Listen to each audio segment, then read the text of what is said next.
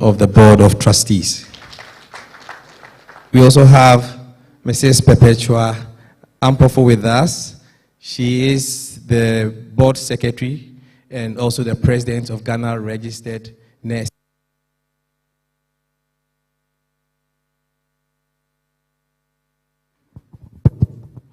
We also have other dignitaries with us. Please permit me to go through a few of them. We are fortunate to have the Executive Director of CHAG, the Health Coordinator of Ahmadiyya Muslim.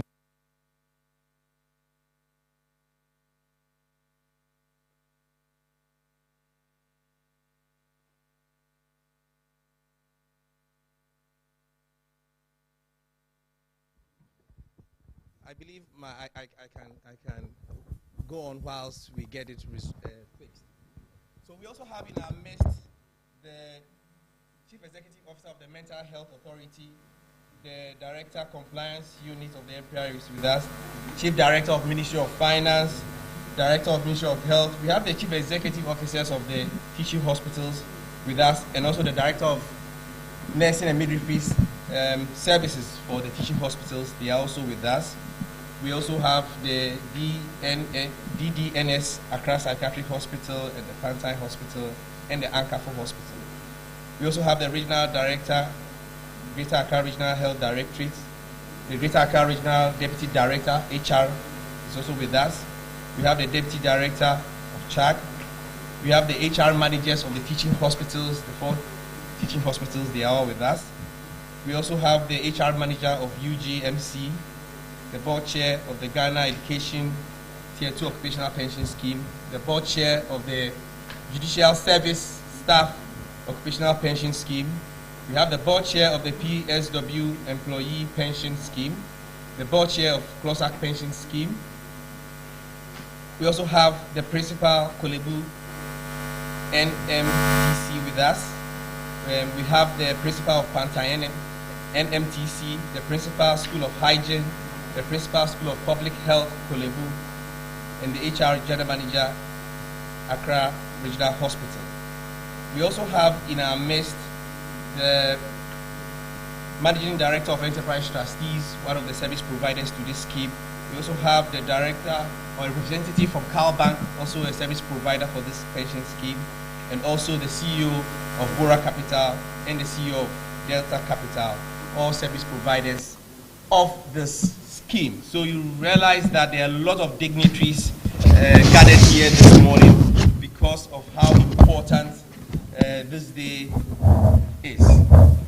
If we're in the church, I would have given the tune for the song, "This is the day the Lord has made," because I know that it's something that has been on the heart of the trustee board to organize an AGM where they can get to interact with their members, give an account of their stewardship. It's something they've always have wanted to do. So, like I said, if we were in church, I would have been the one giving the tune that this is the day the Lord has made. But indeed, it's the Lord's making. We're going to take the purpose of this gathering from Dr. Derek Amoating, who is going to tell us in more detail why we have gathered here today.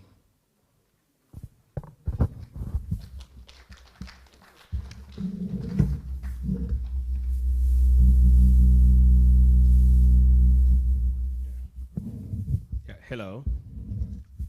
Okay. The Honorable Deputy Minister of Health, the Honorable Deputy Minister of Employment and Labor Relations, Director General of the Ghana Health Service, distinguished invited guests, valued members of the Health Sector Occupational Pension Scheme, leaders of the various unions and associations, especially within the health sector, our friends in the media, ladies and gentlemen, good morning. The Board of Trustees of the Health Sector Occupational Pension Scheme is happy to be holding its maiden AGM to account to its contributors or members of the scheme. We've had plans to hold this a long time, but several bottlenecks have been on our way, and we are grateful to God that today we can gather together and give account as planned. As we would all recall, In the years preceding 2008, the then President of the Republic, His Excellency John Agyekum Kufuor, responding to labor agitations about low pensions, sanctioned the Bediako Commission to look into pensions in Ghana with the aim of improving the lot of pensioners. The result of the work they did in 2004 thereabout resulted in what led to the passage of the National Pensions Act in 2008, which was subsequently amended to be able to extend the onset of its full implementation. And this is what birthed the three-tier pension arrangement which we find ourselves today. In 2012, the Ghana Registered Nurses and Midwives Association and the Health Services Workers Union of Ghana, TUC, started the Health Sector Occupational Pension Scheme for its members, and were subsequently joined by the Ghana Medical Association and the Government Hospital Pharmacists Association, GOPSA. From its humble beginnings, HSOPS has now expanded to include all health workers under the Ministry of Health and its agencies, who are either paid directly through Controller and Accountant General's Department or paid internally from internally generated funds. And so whether full-time, partial, part-time, all workers within the health sector in the government, in the public sector. Honorable Ministers, Director General, and other invited guests, ladies and gentlemen, I am extremely glad to welcome you all to today's ceremony. Our meeting today is the first of its kind in a long history of the scheme and somewhat within the public pension space. And our target today is to reach all 180,000 members of the scheme with information pertaining to the operations and growth of the scheme. We aim to give an account of how the scheme fared in 2021, to take responses from members and grant members the opportunity to ask questions bordering on their Tier 2 pensions. It is heartwarming to know that COVID-19 has opened the world economy to virtual meetings such as this. And by holding this hybrid AGM, we can reach out to as many people as possible in the comfort of their workplaces and in their homes. And this AGM promises to be very engaging and interactive, and will therefore set the pace for many others to come in the future. Some of you may be wondering why the National Pensions Regulatory Authority is not here. Do not wonder much, because they have given their full blessing. They are in full support of this meeting. They have reviewed all the finances, the statements that will be presented here today, and are in full support. Ladies and gentlemen, on behalf of the Trust Board of the Health Sector Occupational Pension Scheme, and on my own behalf, I wish to welcome all of you to the Labadi Beach Hotel, and to especially welcome our colleagues who are joining us on Zoom, as well as those joining us on YouTube and other social media platforms. We are grateful for your participation and encourage you to listen attentively to all the presentations and note your questions when we get to the Q&A session. You can actually send your questions ahead to the various handles that have been provided. And we do hope you enjoy these sessions. God bless you all. Thank you. Thank you very much, Dr. Amwati. I think we can do it better. At this point, I would invite the cultural troupe to give us a musical interlude, then we can continue, please.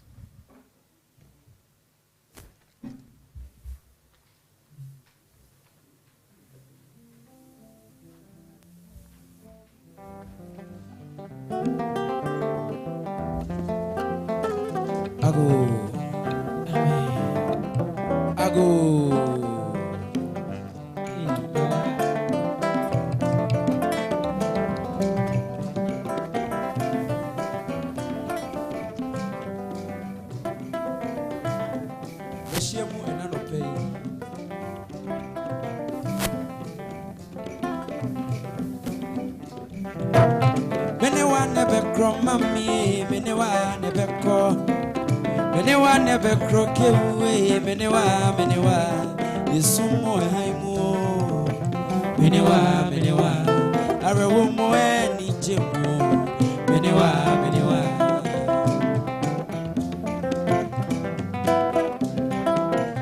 Menewa never crow, mammy, Menewa never crow. Menewa never crow, away, Menewa. There's some more, Menewa, Arawomo and Ijimu, Menewa.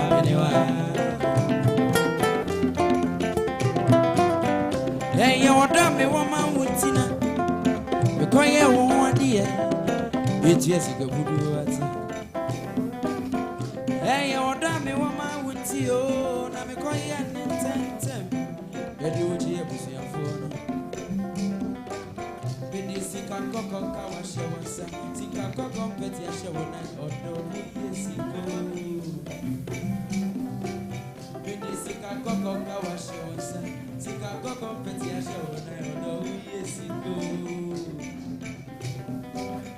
Eti yesumo aimo, arewomo anijemo. Yesumo aimo, arewomo anijemo. Menewa.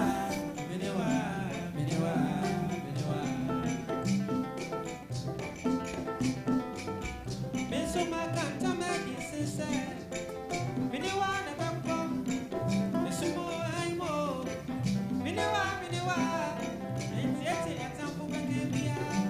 Egura sichi. Menewa. Menewa bizuwa menewa.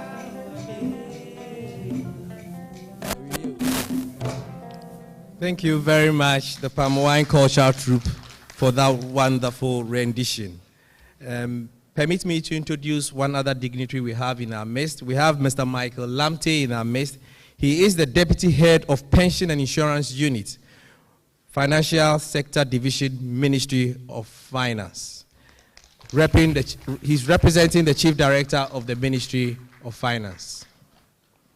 At this point, I would invite our dignitaries, starting with Dr. Patrick Kumabuaji, to give us a brief remark. Thank you.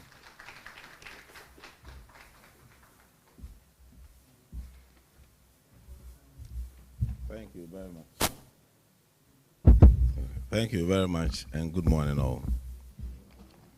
Very beautiful music. Sometimes makes you forget that you are the next speaker.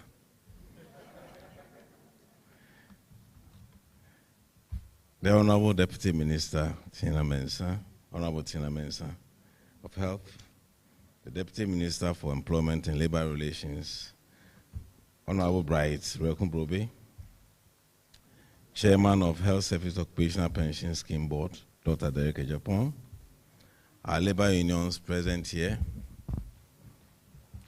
Perpetua Ofurian Pofu, the majority leader, that's what we call her. In my area, she's the majority leader.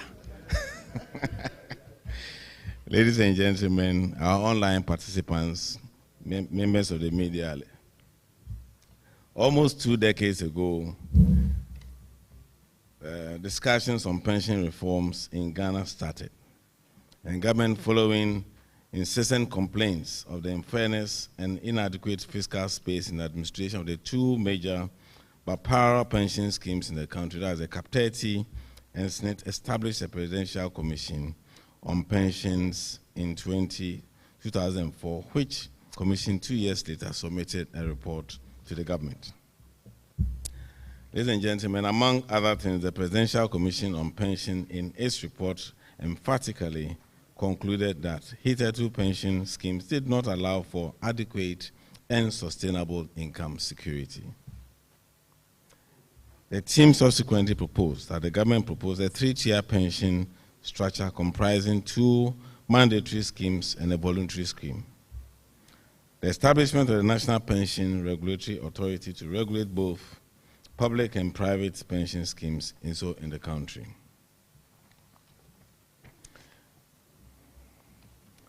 Distinguished ladies and gentlemen, invited guests, following a period of teething implementation challenges, I am happy to know that the pension reform landscape has stabilized, have begun bearing fruits, and calls for renewed dialogue on what the role of the trustees are in the sustaining the growth of the pensions fund. I am therefore happy to be here this morning to join the MAIDEN Annual General Meeting of the Health Sector Occupational Pension Scheme, which seeks to deepen the conversation on the role of trustees in the sustainable growth of the pension funds. As Director General and also as the largest employer in the health sector, I commit in my own small way to sustain the growth of our pension reforms by ensuring the unfailing deduction of contributions of my over 100,000 permanent staff and those in the temporary appointment as well. We are also trying to get those in temporary appointees to make contribution. Be that as may, it is expected that these assured mandatory tier 2 deductions are judiciously invested in the trustees to ensure retirement incomes security for the worker. It is my sincere hope, ladies and gentlemen, that the fallout from this AGM will reassure the constituency I represent, i.e. the teeming health workers of the sector, and the sacred vow of the health sector occupational power pension scheme in sustaining the growth of our pension funds. I thank you for the opportunity to be here and look forward to recommendations from this AGM. Thank you very much. Thank you very much, Dr. Patrick Kumabwaji, for assuring members of your continuous support. At this point, we'll take a brief remark or speech from Honorable Deputy Minister for Employment and Labor Relations, Dr. Reku Broby.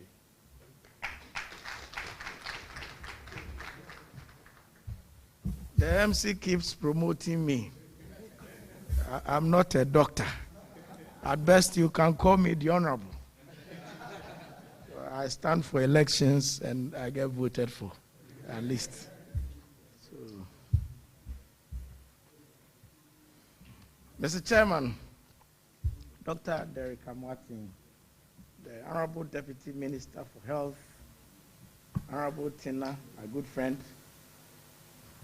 Director General, Ghana Health Service, Dr. Patrick Kumabwaji, Directors and heads of health agencies and regulators, the chairman and members of the Board of Trustees, Health Sector Occupational Pension Scheme, our service providers, leadership of health trade unions and professional associations, distinguished invited guests, our friends from the media, ladies and gentlemen.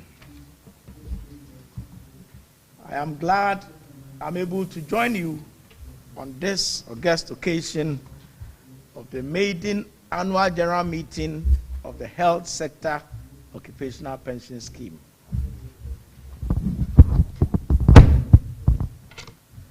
The scheme, since its establishment about a decade ago, has witnessed tremendous growth in membership and pension fund assets, with significant contribution to the pensions industry. As I speak, the pensions industry today boasts of over 345 service providers that collectively manage an estimated 40 billion Ghana cedis pension fund assets. This is quite significant, considering the fact that only a small proportion of the working population are enrolled onto the three-tier pension scheme. I therefore consider it a great privilege to address you on behalf of my minister, the Honorable Ignatius Bafwewa, who would have wished to be here, but had to be somewhere else for good reason, so that I delivered this address for him to have delivered the address in person, but he has to attend to these important, equally important obligations. Mr. Chairman, there's no doubt that today's annual general meeting reaffirms a strong collaboration between government and industry players to to provide decent pensions for workers. The provision of pensions is of economic and social importance as it guarantees retirement security. It is refreshing to note that the Health Sector Occupational Pension Scheme is the first Tier 2 public sector scheme to organize this august ceremony, bringing together all workers within the health fraternity. This is commendable, and I join other speakers to congratulate the Board of Trustees, past and current, for this historic breakthrough. As a scheme, you have set the pace and laid a solid foundation on which we can build on from today. This, I am convinced, will inspire other public sector occupational pension schemes to follow suit to enhance transparency and accountability in the management of pensions.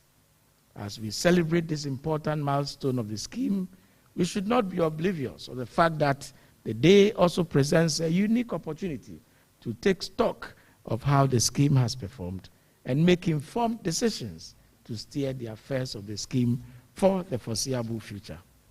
Distinguished ladies and gentlemen, it bears repeating that health workers anywhere in the world are indispensable, and therefore providing decent conditions of service for them is non-negotiable. Governments, since time immemorial, have always been preoccupied with improving the welfare and well-being of all health workers. These include the creation of robust healthcare systems, provision of the state-of-the-art infrastructure and facilities.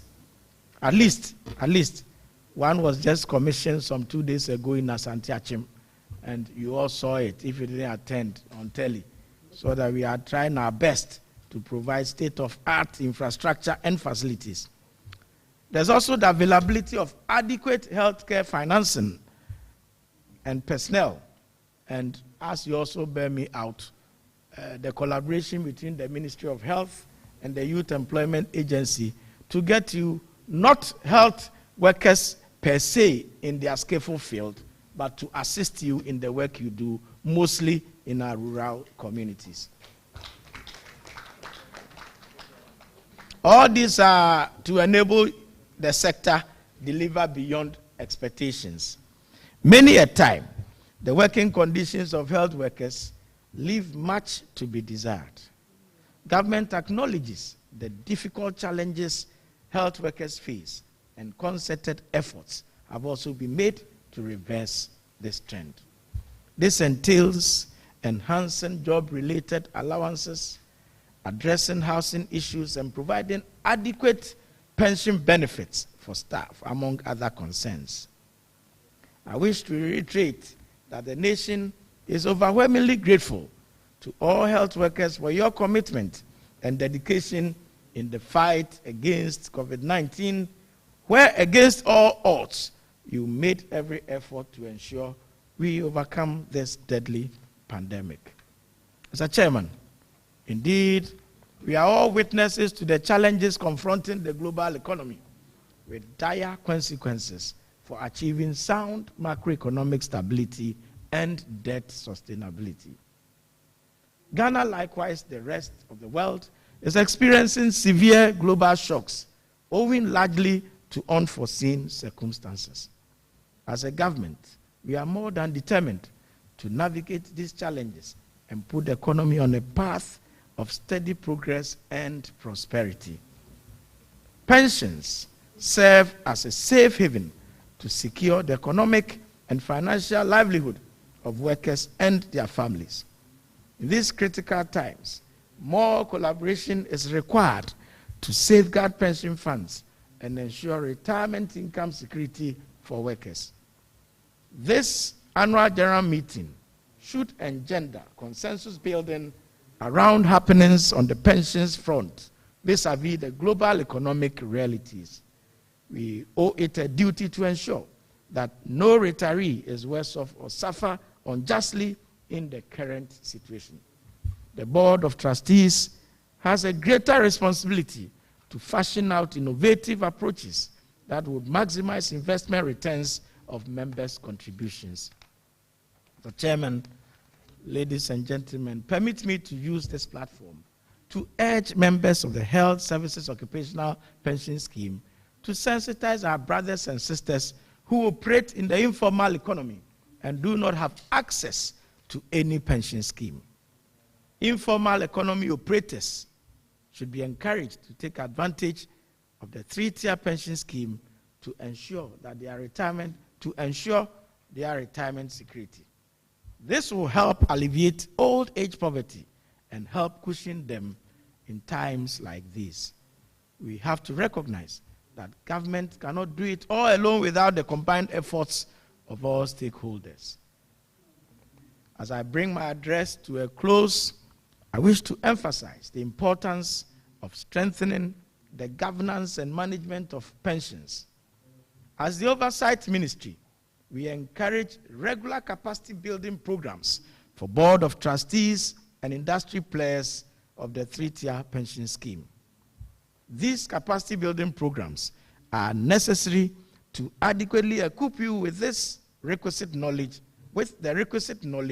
skills, and competences in the management of pensions. This will not only inure to your performance as Board of Trustees, but also go a long way to positively impact the corporate governance of the scheme.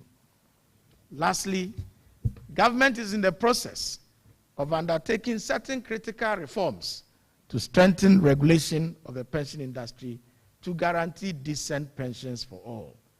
These reforms are aimed at, 1, improving equity and removing disincentives, reducing administrative costs, maintaining and improving investment performance, and improving pensions coverage across the sectors.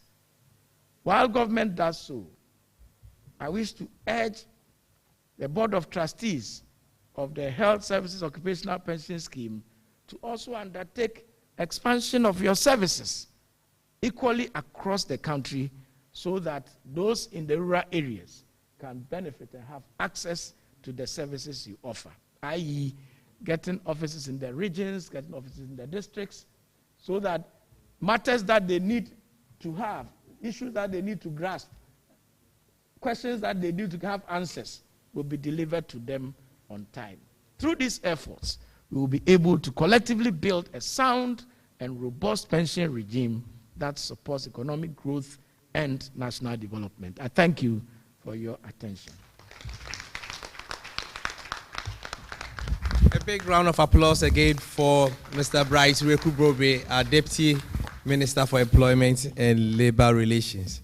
I think he's left us with an assignment that we should all be evangelists and make sure that the message goes out there and we get as many Ghanaians taking steps to prepare for their retirement. At this point, I'll require the Palm Wine Cultural Group to give us a musical interlude. Then we will take the last remark from Deputy Minister. Thank you.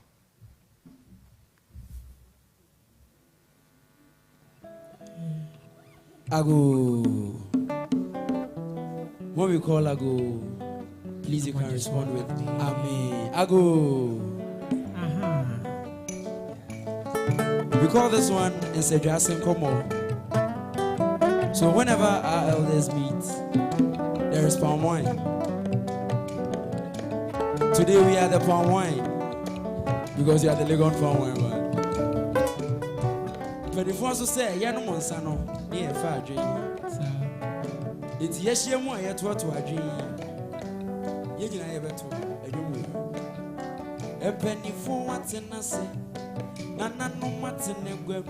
I don't for yes, she. I don't for where she. A man in Merman, you be a home come.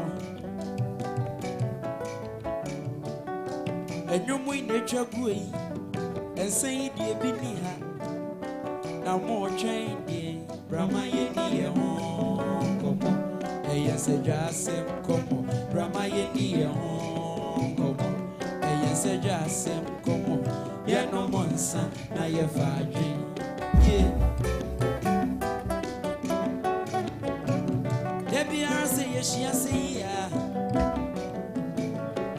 Edwuma mu nsɛm ɛna yɛ ayɛka. Na yaba bɛyɛ adwuma na wie na yɛkɔgye ahome no. Ɛdeɛ ne bɛyɛ a yɛde bɛboa yɛn ho. Yɛnti ɛne nhyia mu kɛseɛ yɛ a yɛabɛyi.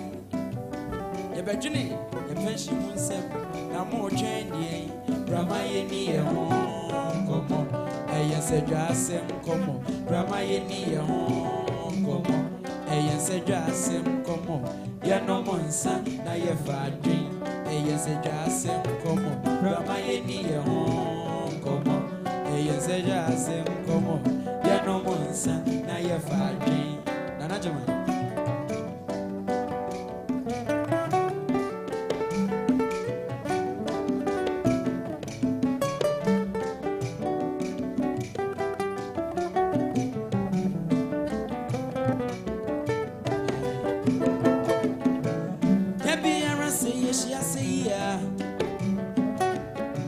What we are doing for me.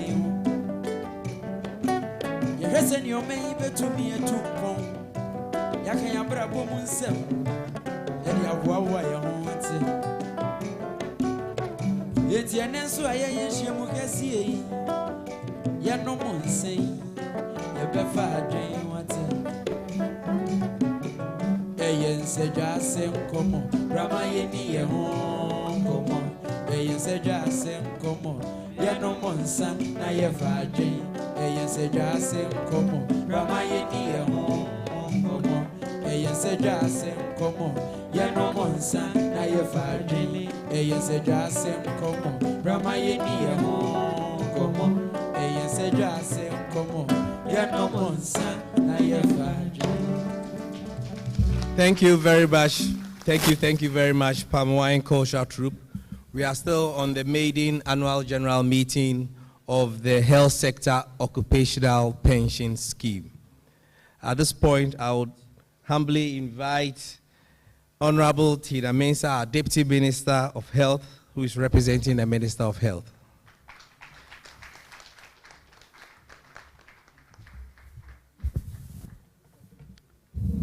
Thank you very much, and a very good morning to everyone. I read this speech on behalf of my minister, Honorable Kukwaj Manu, who is on a duty outside the country. So he has asked me to step in for him. So every word here is his word, not my word.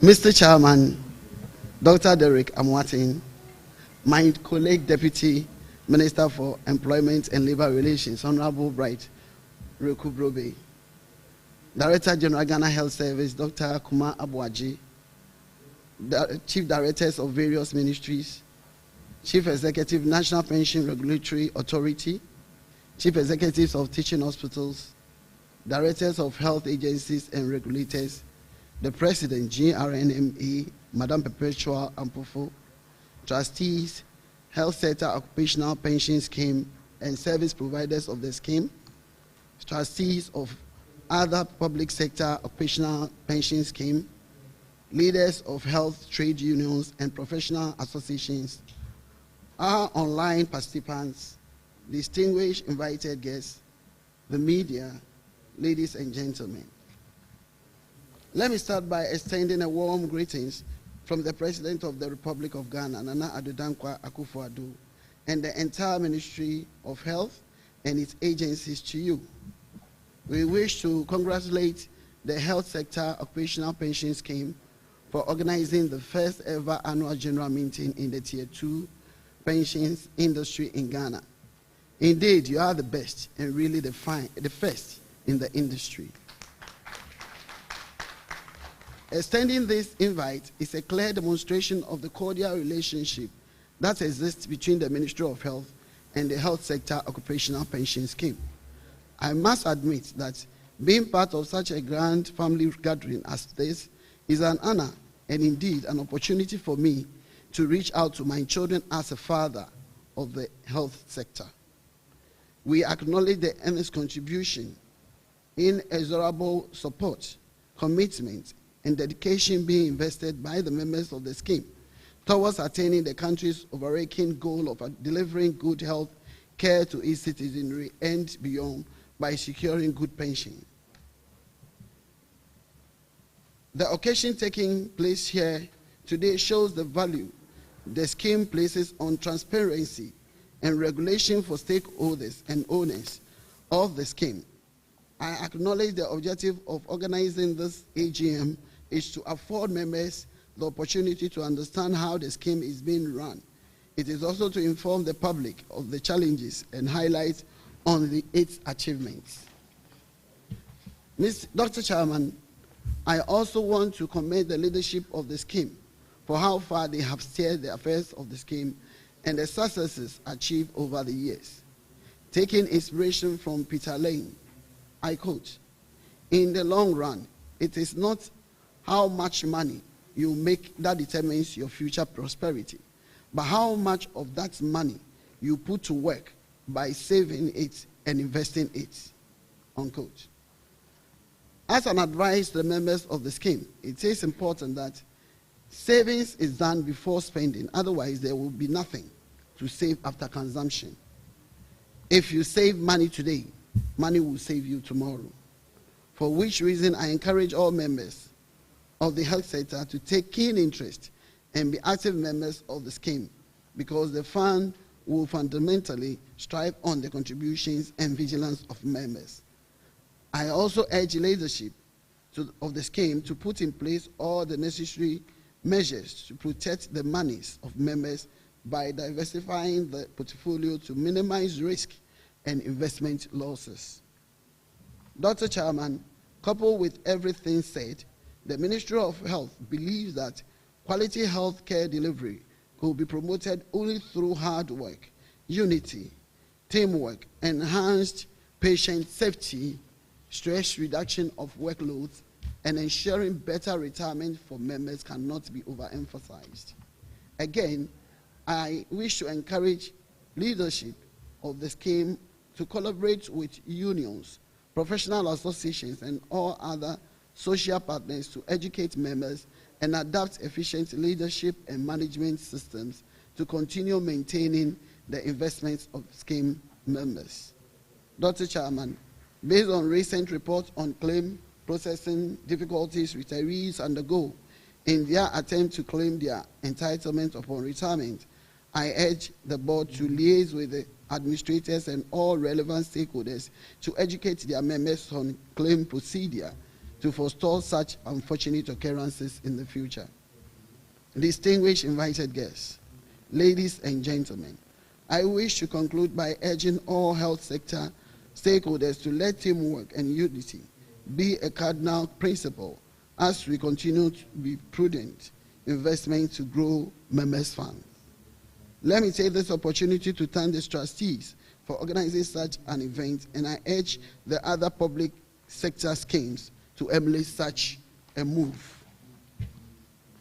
Dr. Chairman, on this note, I wish you a successful annual general meeting and would like to add that every important event marks another milestone in our quest to institutionalize and take advantage of the benefit. God bless the health sector occupational pension scheme. God bless the MOH and its agencies. God bless Mother Ghana. God bless us all. Thank you. Thank you, Madam Tina Mensah. I think we can do better. Let's please give it to her. If for nothing at all, one thing I picked up strongly in her presentation, if you save money today, money will save you tomorrow. On that note, I would invite the Palm Cultural Group to give us a musical interlude.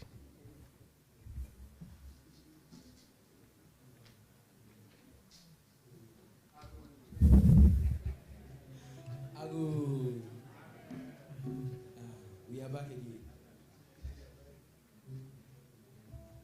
Save money today, the money will save you tomorrow.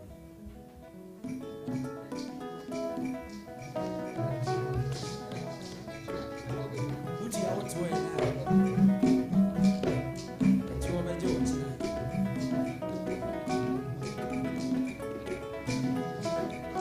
To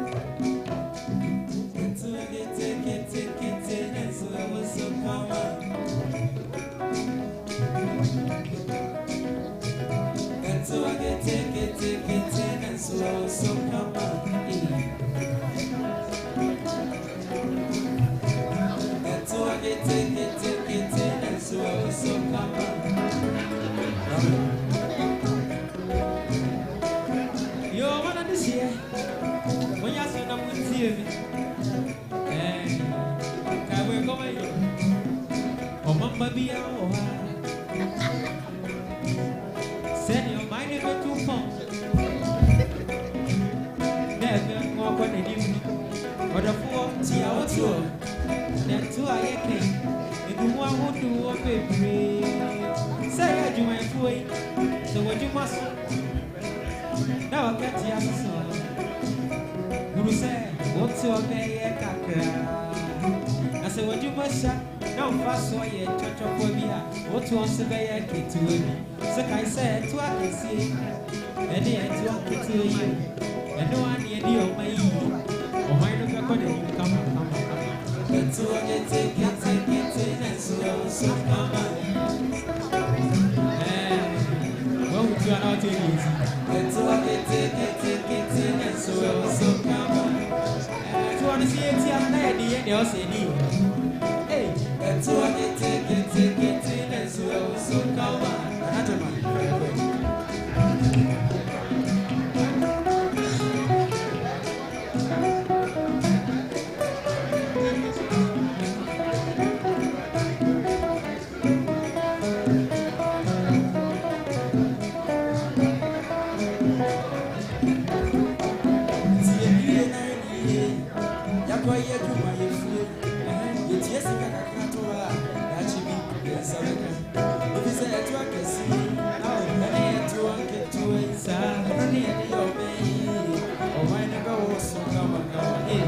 So I get take it, and so I was so come on. And so I get take it, and so I was so come on. And so I get take it, Thank you very much. On that humorous note, we would want to invite a few of the service providers. The trustees have been doing a lot of work, but they've not been doing it alone. They have some service providers that they've been working with, and on such an occasion, they cannot ignore, they cannot forget them, to give them a minute each to say a few words to the stakeholders for which they serve them. They serve. Thank you. So I would invite Mr. Joseph Ampafo, who is the MD for Enterprise Trustees.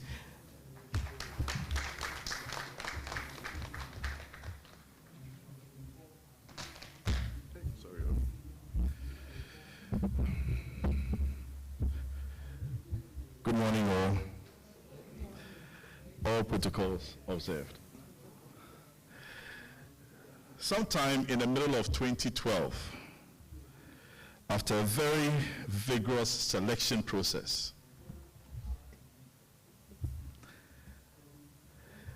Enterprise Trustees became the administrators of the Health Sector Occupational Pension Scheme. Together with the board and other service providers, we have grown the scheme assets, all geared towards the overall objective of improving retirement outcomes for public health sector workers. Enterprise Trustees, as administrators of the scheme, is really proud to be here. I am particularly glad to see this day where the scheme increases its mandate of accountability to its members by organizing this AGM. And like has been said before, the very first from the public sector schemes. Let's not forget that this board also launched the very first website for public sector schemes back at GS Plaza.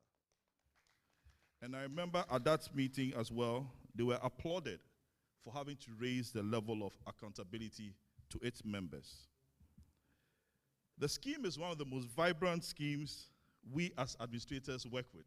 We work with quite a number. But the expertise and the intense nature within which they engage us always keep us on our toes. In collaboration with the board, we have been able to deliver certain solutions which help in the administration.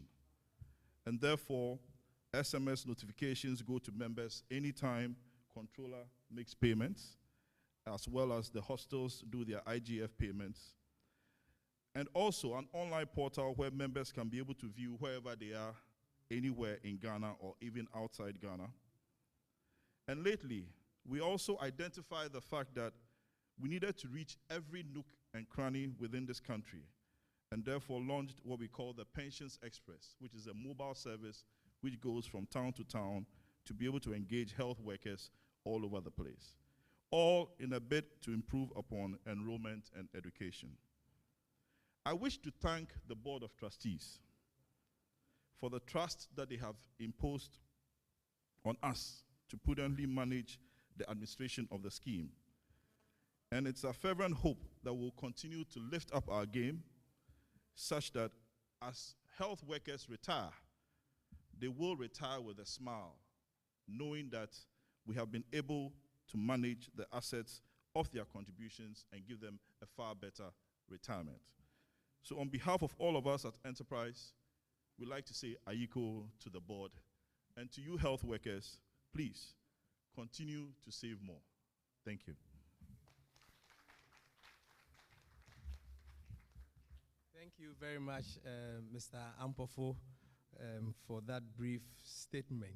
Indeed, this is a very vibrant and knowledgeable board. Somebody once asked me not to, the person was quite specific and said, is Dr. Yankson an investment banker or is a medical doctor? Because when we meet at the table and when you engage and you see the level of knowledge that the board members espouse in the engagement, then you begin to ask yourself, am I talking to doctors and nurses and pharmacists, or I'm talking to people who have investment background? But that's the sort of board that the membership have. At this point, I will invite Madam Nan Opoku from CalBank to give us a brief remark.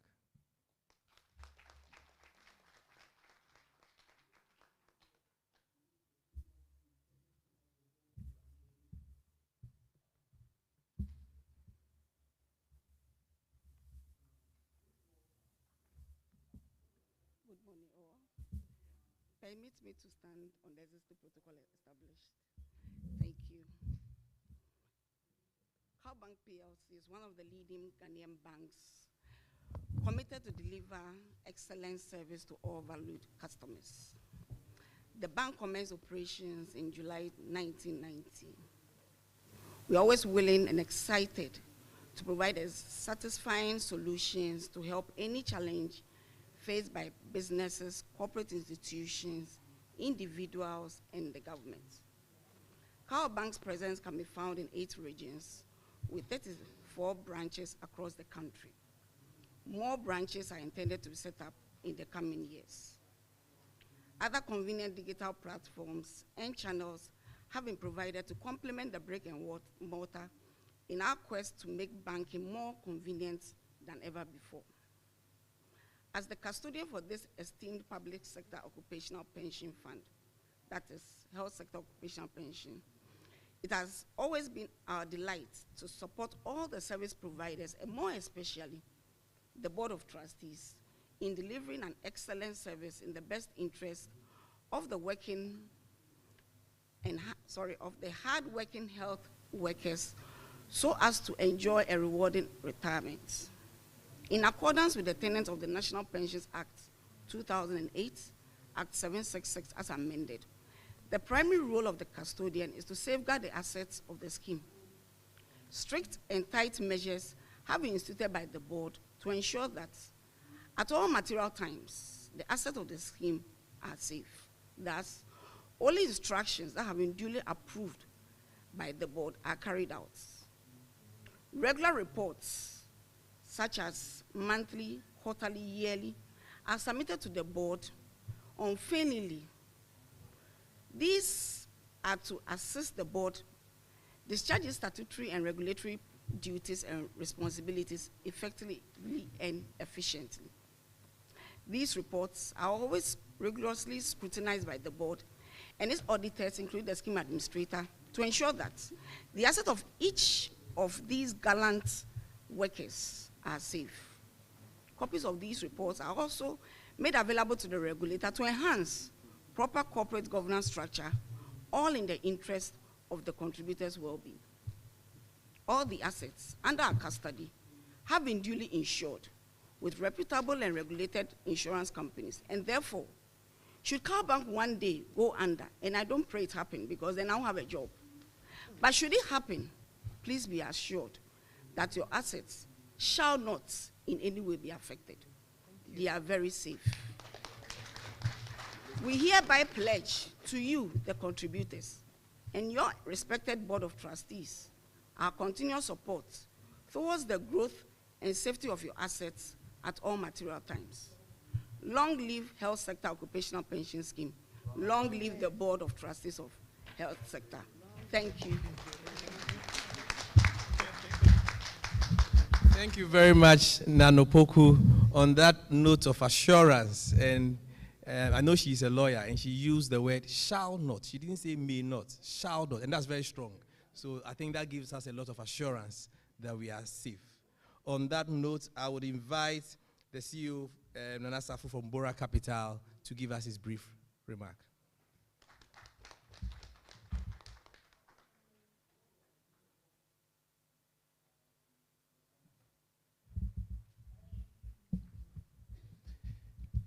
Good morning. And Dr. Chair, I wish, with your kind permission, stand on the existing protocols, so all protocols duly observed.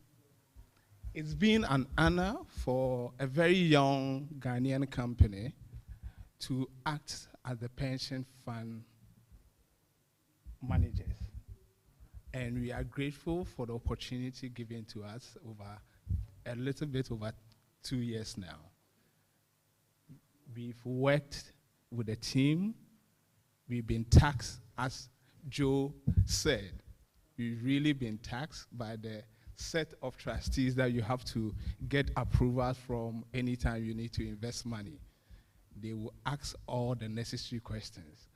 Sometimes you don't know whether, as he said, Youngson is actually an investment banker like myself, or he's a lawyer, like my dear lady there.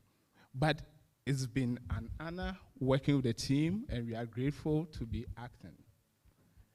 We see this scheme on daily basis as people who work in the service sector every day saving towards their future, building legacies as they grow old.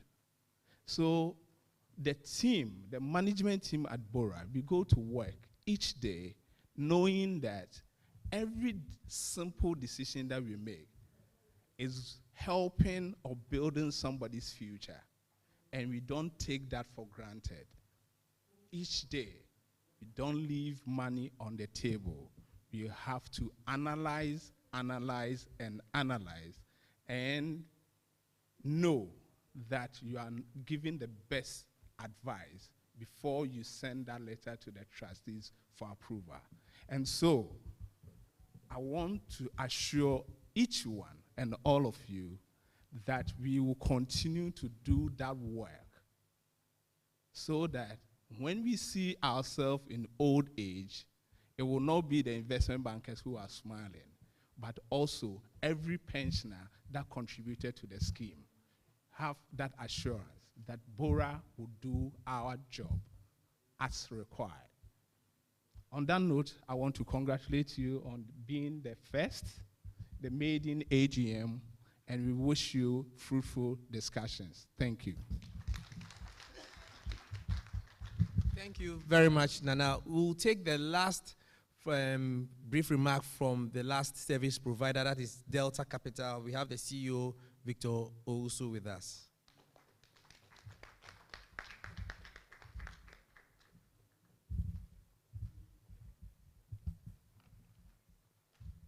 Good morning, everyone.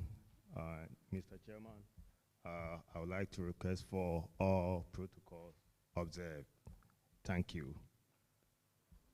Mr. Chairman, it is a privilege to speak as a fund manager for one of the biggest pension schemes in the country, and also one of the well-managed pension scheme in the country right now. And Mr. Chairman, Delta Capital has enjoyed working as a service provider for health sector occupational pension scheme. And we've been on board for 4 years. We came on board December 2018, and as at that time, the portfolio that was given to us to manage was about 170 million. And Mr. Chairman, by the end of December 2021, the portfolio has grown from 170 million to about 800 million. And as at the end of 2022, September, we have gone past over 1 billion. That is the portfolio that Delta alone is managing. And we have been challenged all these years by a dedicated board of trustees who demand high results from the fund managers. And as my colleague has already indicated, we commend you, we urge you to continue with your dedicated work that you have put in place to ensure that this scheme has come to this far. Mr. Chairman, we are delighted to say that the scheme is growing and is in full regulatory compliance. And we, as a fund managers, we assure the board of directors of our continual performance to ensure that the scheme is secured and it grows for the benefit of the contributors in the future. In other words, one of the key objectives of setting up Tier 2 pension scheme is to ensure that retirement income security of the contributors is assured. And I want to indicate that this scheme is in full compliance with that objective. And I would like to end here by saying thank you to the Board of Trustees for giving us the opportunity for Delta Capital to associate ourselves with Health Sector Occupational Pension Scheme. Thank you very much. Thank you very much, Victor. We will take a musical interlude from Pamwai Cultural Troupe, but before that, Honorable Deputy Minister of Health has an equally pressing appointment she needs to attend to. She will leave us and we will continue the program. Okay.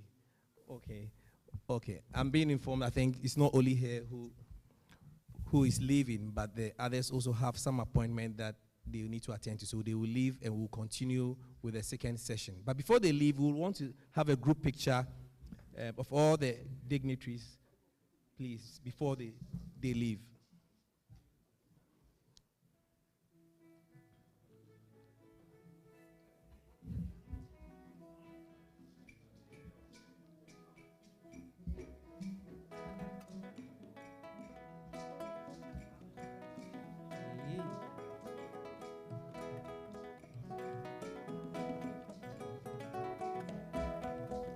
I think the Board of Trustees can join the dignitaries. In the second session, we'll introduce the Board of Trustee members of the Health Sector Occupational Pension Scheme properly.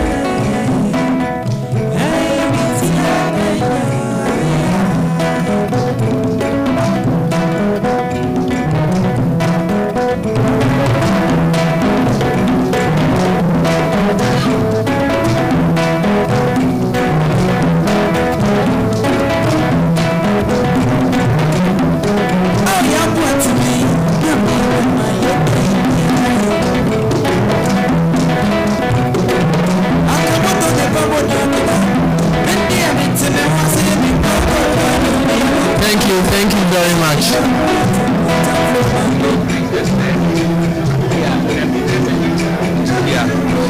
So this brings us to the end of the part one. We will shortly start the business session.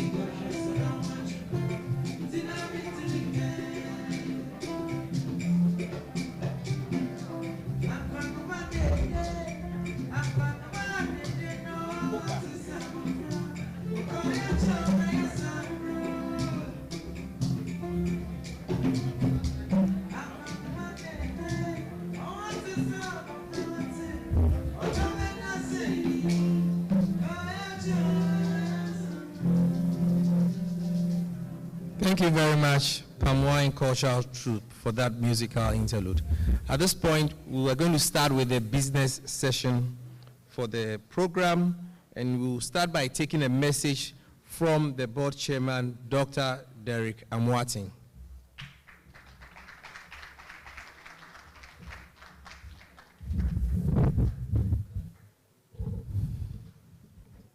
Okay. Can you have the slides, please?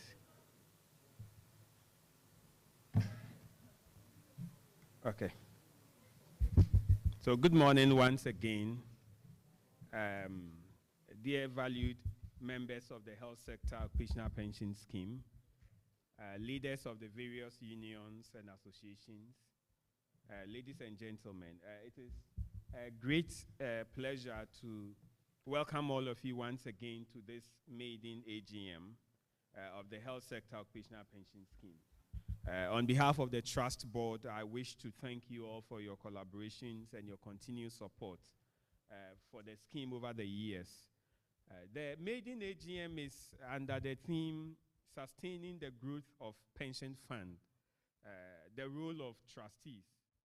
And I will begin with an overview of the economy within which the fund has operated in the year under review, and then we'll go on to proceed to the performance. So let's start with a look at the global economic review. Okay, can you start sharing the slides, please? Okay.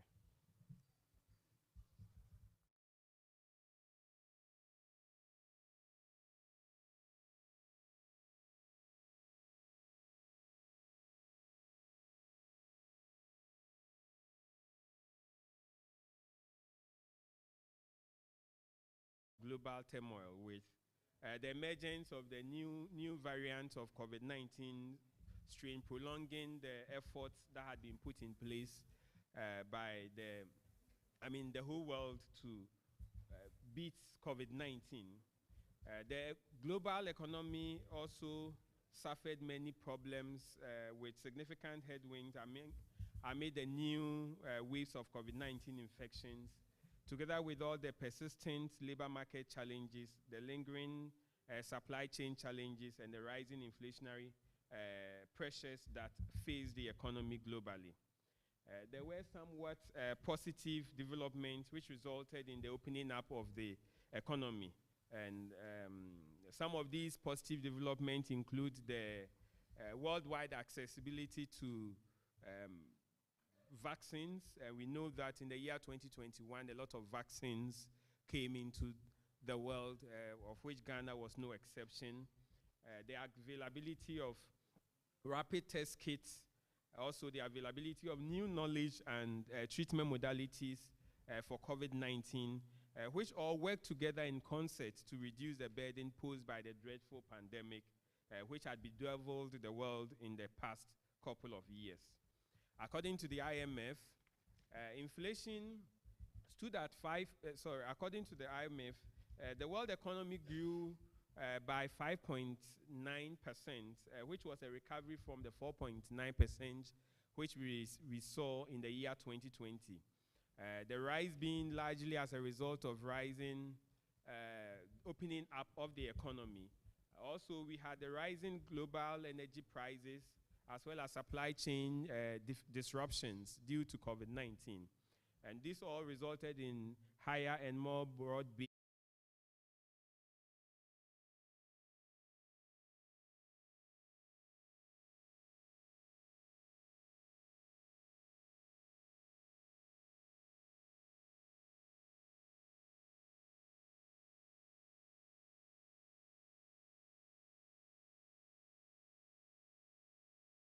Fortunately, in 2021, there was a sharp, strong recovery, right from 0.4% in 2020. It came 21, and we know that this V-shaped recovery was due to the high commodity prices and the resumption of full economic activities that happened in the year under review.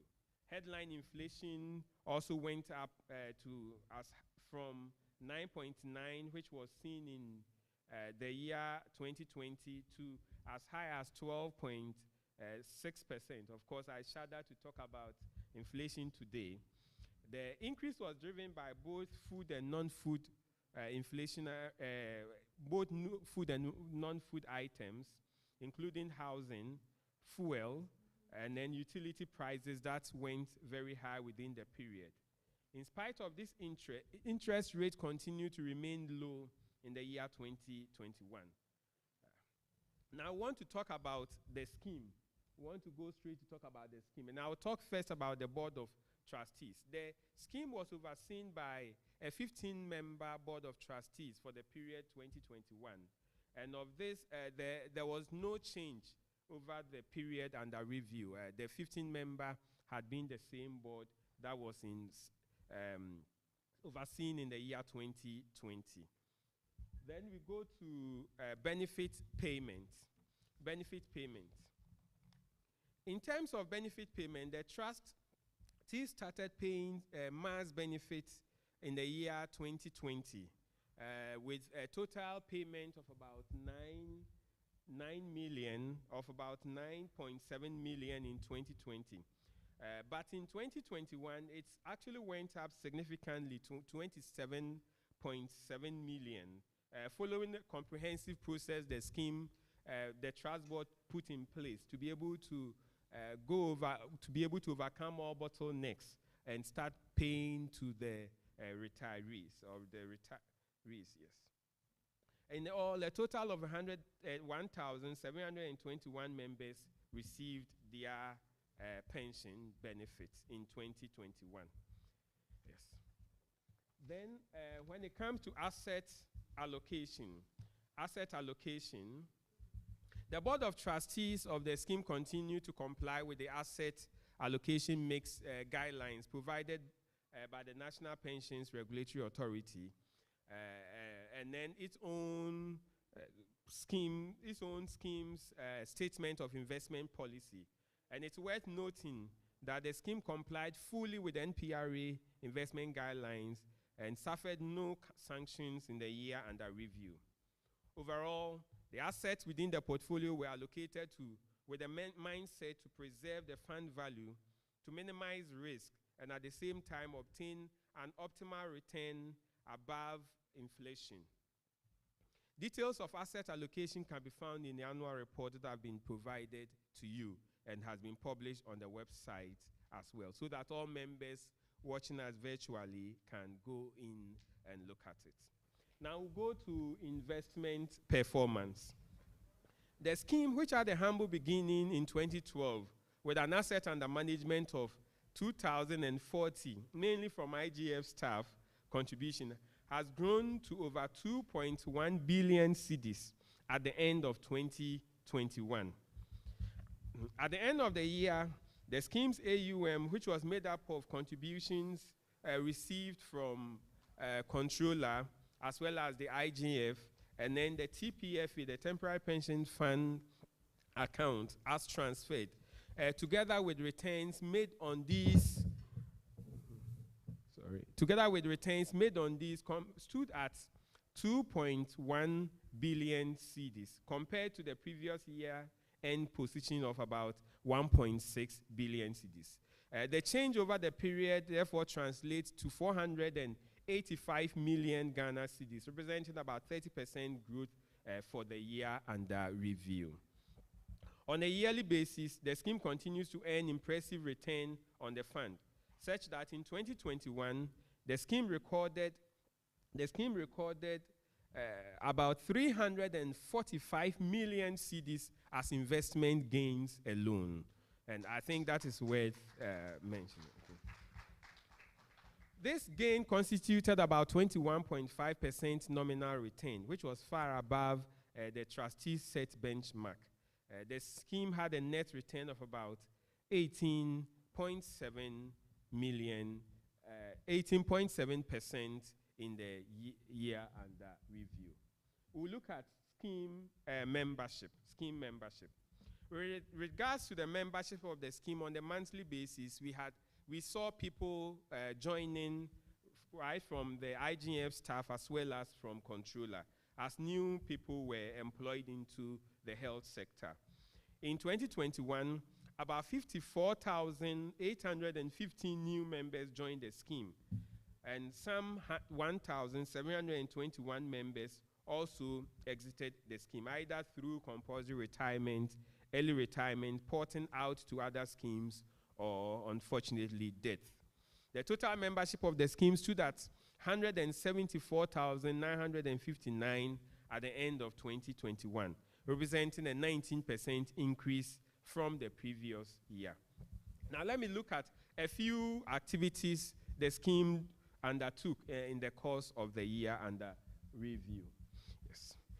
In addition to the many things we have said previously, during the year under review, many activities were undertaken by the scheme. One, improving KYC and member on board, as well as beneficiary nomination processes. One major issue we have seen over the period is that members, even though we get contributions coming in, a lot of the members have not formally on board, and we do not have details to be able to reach out to them. And so in the year under review, we had a massive program to be able to reach out to as many as possible. And within the period, we had so many people on board as well.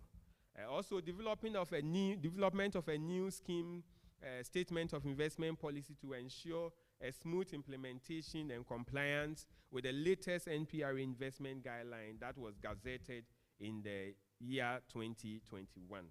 I mean, even before the guidelines were gazetted, a committee had been put in place, and they went to work immediately. It was gazetted, and we have our own statement of investment policy, which is in line with what NPRA has proposed. Then we also undertook intensive nationwide member education, which we will talk about in the last session. Several places were reached in this education.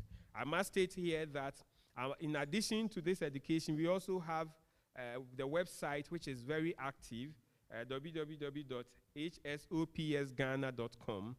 We also have a USSD code *714*333#, which was also active, which people can actually use to be able to reach out to us and then check their statements as well as transact other businesses.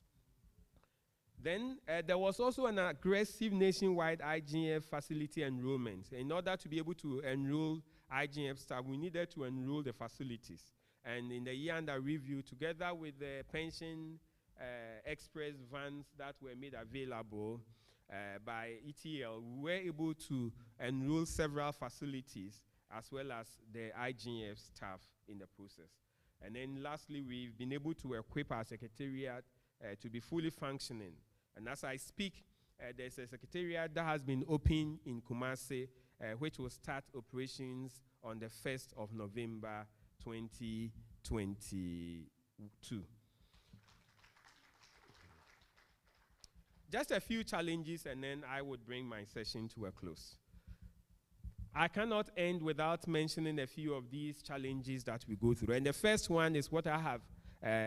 It's actually our main issue. It has to do with payment, delays in payment of monthly contributions to the scheme, both from the IGF facilities and the Controller and Accountant General's Department. And because of the delays that have accrued over the period, its negative impact on the future pensions of pensioners. The scheme set out to engage both NPRA government and all other stakeholders to be able to retrieve these funds that were in arrears. And fortunately, that for 2021 has been paid in full as I speak. Now, pension management is all about data. And without appropriate data, it's always difficult to properly manage and process the process. There are still many contributors with incomplete data in our system. And because of that, it is difficult to process them and to be able to engage with them. By this, I am encouraging all members to go through to the nearest ET Enterprise Trustee's office or to the health sector occupational pension scheme office at Zoti in Accra, as well as the Kumasi office, or the website, HSOPS Ghana.com, to be able to complete the enrollment and benefit nomination forms so that it will be easy to process your data when necessary. Now, additionally, the TPFA database is still yet to be finalized. We have gone very far with all the engagement with the help of the Ministry of Employment and Labor Relations. But there is still some bottlenecks to be crossed to be able to finalize the report. And we want to encourage the various stakeholders to help to be able to finalize the work on TPFA and put it behind us. Lastly, there are still many facilities who have employees but are not paying their Tier 2 pensions. And we want to state here that this is in direct contravention of the National Pensions Act 766 as amended. We want to reach out to you, as we have been doing, to encourage you to do so, because very soon NPRA has shown direction that very soon they will be coming to facilities, and some of these facilities will be prosecuted and closed down. We want to encourage facility managers here and who are hearing us to be able to take this and make sure they properly enroll and pay contributions of their members. In conclusion, ladies and gentlemen, the year 2021, though turbulent, recorded very positive outcomes in the scheme. And we are hopeful that the trajectory that has been chalked in 2021 will continue in the year 2022, irrespective of the economic challenges that confront the economy of Ghana and the world at large. By all standards, this is a tough environment to maximize returns while mitigating the risk of default. And the Board of Trustees will continue to oversee the task of striking the right balance between the opportunities and risk to ensure it achieves its overall objective of preserving scheme members' contributions and then adding value to it, as well as paying lump sum to them ultimately on retirement in the light of allowable regulation. To end, I'd like to express my sincere appreciation to the Board of Trustees. You have been very helpful and supportive, and all service providers, as well as the MAIDEN Secretariat led by our sister Gifty, for their role in ensuring the smooth running of the scheme. To our cherished members, thank you for your support over the years. We look forward to continuous growth of the scheme in the coming year as we work to ensure retirement income security for all members. Thank you very much, and God bless you all.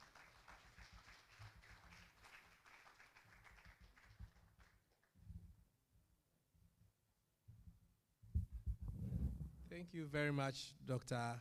Derek Amoating. At this point, I would hand over to Mrs. Perpetua Furiampofo, who would take us through the remaining activities. Thank you very much.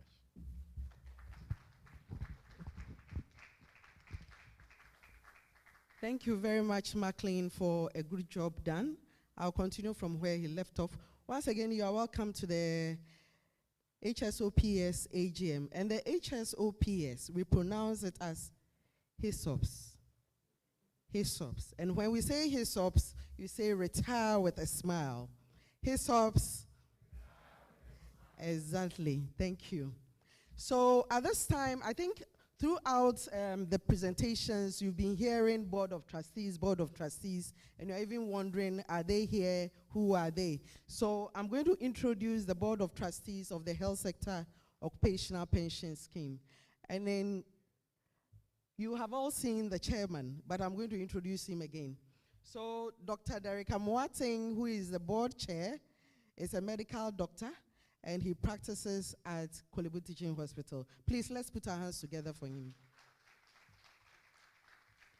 Following from him in no particular order, I'm going to introduce them, or introduce trustees based on where they are seated. So the next person is Mr. Gayton Adangabe. He is the chief physiotherapist at Ghana Health Service, and he's a member of the board. We also have Mr. Alexander Che. Kweku Chei, in fact, and he is a union representative. He represents Health Services Workers Union of TUC, or Ghana TUC, and he's a member of the board. We also have Mr. Emmanuel Apia. Mr. Emmanuel Apia is also a union representative, and he's the president of the Ghana Physicians Association, Physicians Assistants Association. Please, let's put our hands together for him. We also have Mr. Hamidu Andakurugu. He is a government representative, and he's the director, legal and administration of the Ministry of Health. Please, let's put our hands together for him. We also have Mr. Oscarius Emisa, who is also a union representative and represents GOSPA on the board. Please, let's put our hands together for him. We also have Dr. Opoku Edusei, Kwabena Opoku Edusei. I have to add the Kwabena. So, in short, it's Kopa. Kwabena Opoku Edusei is Kopa, Dr. Kopa. So, Dr. Kopa is the rector of the College of Health and Well-being at Kintampo, and he is the vice chairman of the board. Please, let's put our hands together for him. He's also a union representative. He's followed by Dr. Justice Yankson, who is a medical doctor, a lawyer, everything, and he's also a medical practitioner at the Family Medicine Department of Kolebu Teaching Hospital. He's followed by my own General Secretary, Mr. David Tinkran Chum, who is the General Secretary of the Ghana Registered Nurses and Midwives Association, and also a union representative and a member of the board. We also have Mr. Andrews Ablobi, who is the independent trustee of the board, and he is a lecturer at GAMPA and UPSA. So he is a whistleblower. He ensures that everything goes right on the board. If it doesn't, he will be the first to draw attention that this is not the required, it doesn't sit with the law or all that. That is his responsibility. We also have Mrs. Grace Opon Dolphy. She is a member of the board, a government representative, and works at the Attorney General's Department, and of course is a lawyer. Please, let's put our hands together for her. We also have Mr. Peter Obri Yabua, and he is the Director Human Resource at the Ghana Health Service, also a government representative on the board. Please, let's put our hands together for him. We have one other board member who is not present here. That's Mr. Solomon Jamra. He is also a government representative from the Ministry of Finance, and he's a member of the board. Is he here? Okay. And we also have Mr. Franklin Owusu-Ansah. He is the General Secretary of the Health Services Workers Union of Ghana TUC. He's a union representative on the board and a member. Please, let's put our hands together for him. Yeah. I hope I've introduced everyone. So let's put our hands together for all the Board of Trustees. Your Tier 2 pensions is what it is because of their... I left myself out. So my name is Perpetual Foyampofu. I'm the president for the Ghana Registered Nurses and Midwives Association, and I'm the member secretary of the Board of Trustees of HSOPS. Thank you very much. So we are going to continue the program, but at this time, I will invite the independent trustee to join the chairman on the high table, and also invite the vice chairman of the Board of Trustees, Dr. Kopa. Where is he? And the vice secretary, Mrs. Grace Opon Dolphy, to also join the high table. Thank you very much. Please, let's put our hands together for them. Yes, Honorable Minister has asked to take leave of us, and all we can say is that, Honorable Bright Rekubrobe, we are very much grateful for your time and for even coming back to sit with us when we had already permitted you to leave. So thank you. Let's put our hands together for him. Thank you so much.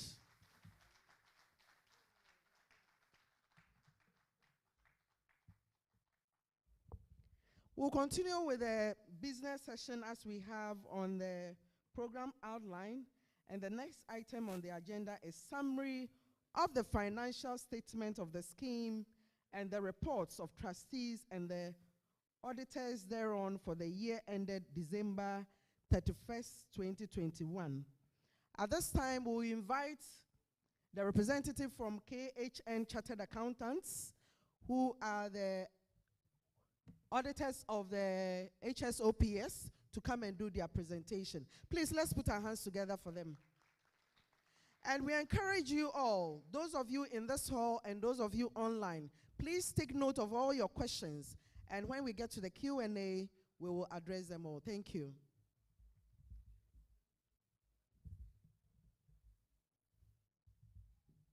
Good morning. My name is Felix Hazel. I represent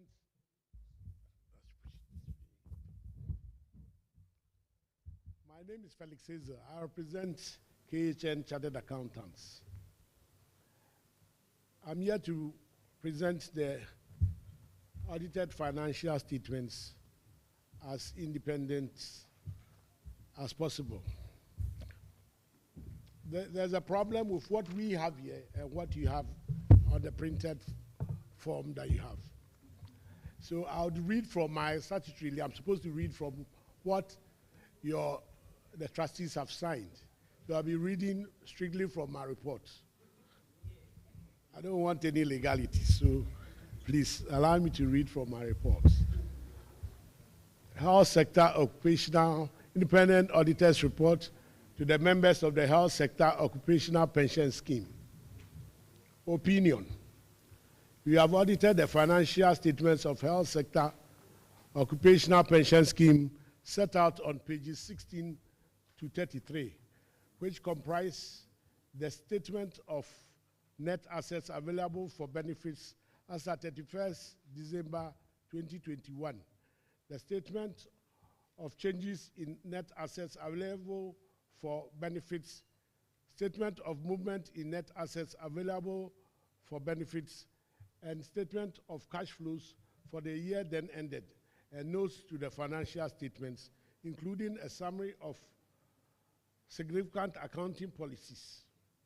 In our opinion, the accompanying financial statements present fairly in all material respects the financial position of Health Sector Occupational Pension Scheme as at 31st December 2021, and its financial performance and the cash flow for the year then ended in accordance with international financial reporting standards and the requirements of the National Pension Act 208 Act 766 and the Occupational and Personal Pension Regulation 201 LI 1990.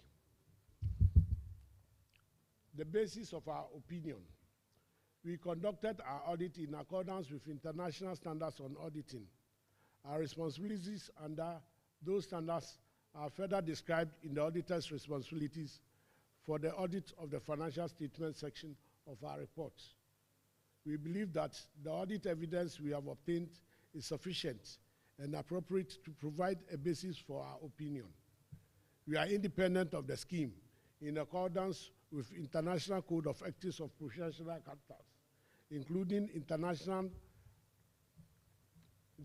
independent standards. We call it a code based by the international ethics, issued by the International Ethics Standards of Accountants. We have fulfilled our other ethical responsibilities in accordance with the code. Key audit matters. Key audit matters are those matters that, in our professional judgment, were of most significance in our audit of the financial statements of the current period. These matters are addressed in the context of our audits of the financial statements as a whole and informing our opinion thereon. And we do not provide a separate opinion on these matters. The material ones are addressed in management letter we've provided to the trust. We have fulfilled the responsibilities described in the auditor's responsibilities for the audit of the financial statement section of our report, including in relation to these matters. Accordingly, our audit included the performance of procedures designed to respond to our assessment of the risk of material misstatement of the financial statements. The results of our audit procedures, including the procedures performed to address the matters below, provide the basis for our audit opinion in the accompanying financial statements.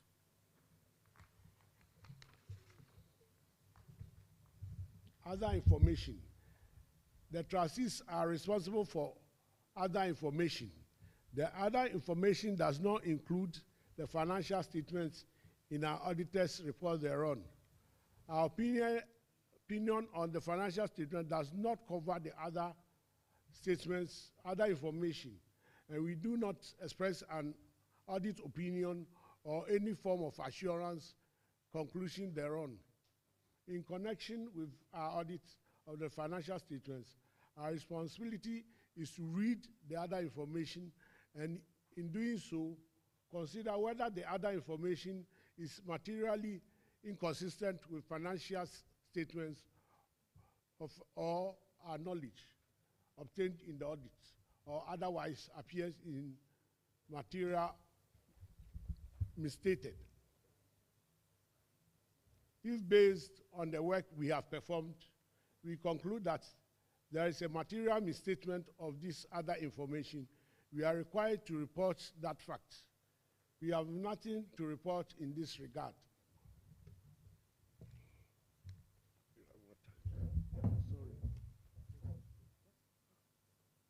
Sorry, please.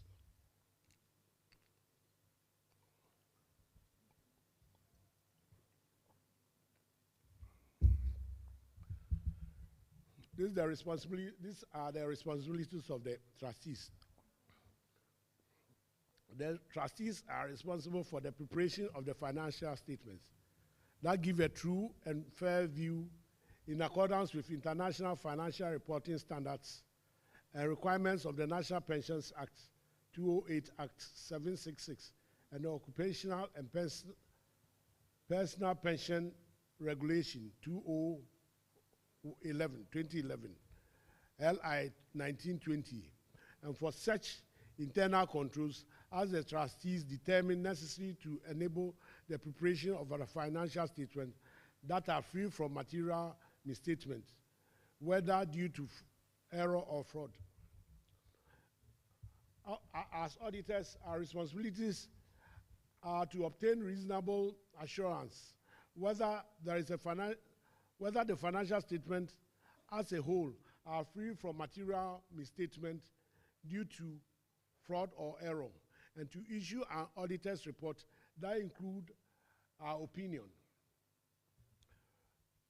Reasonable assurance is a high level of assurance, but it's not a guarantee that an audit conducted in accordance with ISA, that is International Standards on Audit, will always detect a material misstatement, whether when it exists. Misstatements can arise from fraud or error or are considered material if individually or in aggregate they could reasonably be expected to influence the economic decision of users taken on the basis of these financial statements. As part of our audit, in accordance with ISA, we exercise professional judgment and maintain professional skepticism throughout the audit. We also identify and assess the risk of material misstatement of the financial statements, whether due to fraud or error. Design and perform audit procedures responsive to those risks and obtain audit evidence that is sufficient and appropriate to provide a basis for our opinion.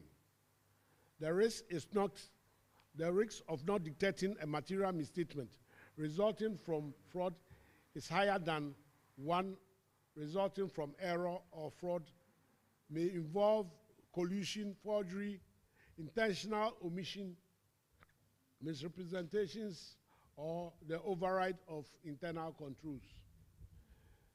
We also have obtained an understanding of internal controls relevant to the audit in order to design audit procedures that are appropriate in the circumstance, but not for the purpose of expressing an opinion on the effectiveness of the scheme's internal control. We've evaluated the appropriateness of audit policies used and the reasonableness of accounting estimates and related disclosures made by the trustees. In conclusion, we have concluded on the appropriateness of trustees' use of going concern basis of accounting, and based on the audit evidence obtained, whether a material uncertainty exists relating to events or conditions that may cast significant doubt on the scheme's ability to continue as a going concern. If we conclude that a material uncertainty exists, we are required to draw attention in our auditor's report to the related disclosures in the financial statements, or if such disclosures are inadequate, to modify our opinion. Our conclusions are based on the audit evidence obtained up to the date of our auditor's report. However, future events or conditions may cause the scheme to cease to continue as a going concern.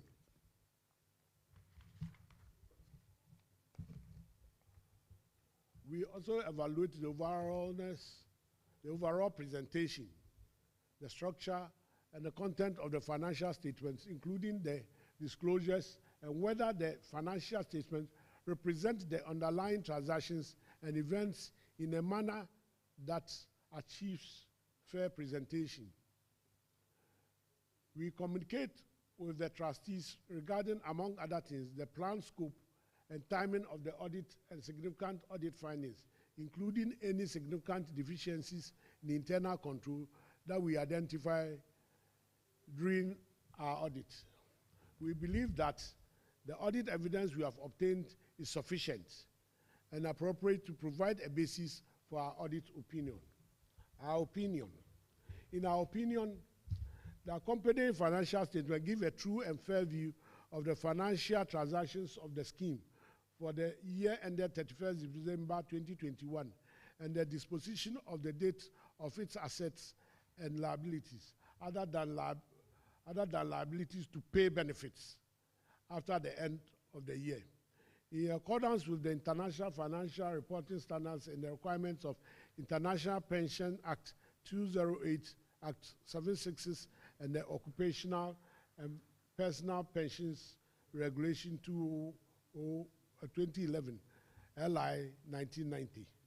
So that's the conclusion of our, it's signed by the engagement partner. Now the accounts itself. That one, I think you have it in your handouts. You can find them from page 20. Yeah. So you can go ahead, yeah. Okay. Now I'm going to read this page. The rest, there are notes to them that you will reference later on, and then if you have any questions to ask, we would address them. Statement of net assets are available for benefits as at 31st December 2021. The assets, bank balance, note 4, 1,425,182 for 2001, and then 4,828,893 for 2020. I'm doing a comparative for year 2021 and 2020. Held to maturity. The investment held to maturity. Note 5. 1,471,850,942, as against 991,215,285. For the available for sale investment, note 6, 8,825,759, as against 5,572,619. Fair value through the investment at fair value through they've been. And what we do is that normally we assess the investments and then we put them in various categories as spelled out by the MPA. Available for sale investment that we have mentioned, fair value through P&L, 33,393,843 as against 28,697,159. TPFA, that is, there are funds that are held, pension, that were held earlier on that MPL later on transferred to the entity, to the trustees. That's what we call TPFA. Note 18, that is 592,729,633 against 592,429,186. Then you have receivables. Note 8, 85,296,285 against 83,418,562. So in total, the total assets of the entity, as I've spelled out, if you add all up, it gives you 2,193,000,000. It's billion. Oh, I said trillion. I'm sorry. You can see the future of the scheme. You see. Yeah, it's like a billion. I'm sorry. This was a million. The other time I mentioned trillion to you, nobody to give my attention to it. 2 billion, 193,521,644 against 1,686,157,704. The liabilities, that's the short liabilities, are benefits payable. Note 9, you get a breakdown in note 9. 1,429,026 against 2 million for the previous year. Then administrative expenses payable, note 10. You get 2,936,601 against 1,973,842. That gives a total liability of 4,365,627 against 3,973,842. So in the whole when you net off the liabilities and assets, the entity has total assets of 2,193,521,644 against 1,686,157,704 for the previous year. Now, we go to, those are represented by assets, the assets of the entity. That's your net value. That is the accumulated fund of the entity is the same as the total assets. So that gives us 2,189,156,017, just like the previous assets. Yes, the 2,189,000,000. Yes. Just as you see, the assets are there, and they are represented by what you have accumulated. See, the money that you have over the period, the investment. Yes. Yeah. What I'm saying is that your assets are represented by what that represents what you have. So this is what is available to be given out subsequently. You are invested in some of them, and it's going to yield you income that you can roll subsequently. We have reviewed it, and we are saying that it's a going concern, so you can continue as an entity. It is signed by the chairman, Mr. Ablobdi. So that ends the presentation. The rest, the notes are available. So if you have any issues relating to it, please, you can raise them up, and the trustees and us will help address them. Okay, so thank you very much. As you sit down, the notes are in the book sent, given to you. We will publish it on the website as well for those watching us virtually. I think it's been published there. You can always join in and then ask your questions. I'm told there are quite a number of questions. The media team will put them together, and then we will address them when we get to the Q&A session. The next speaker will just give a brief summary of the key items, and so I will hand over to Pep at this point.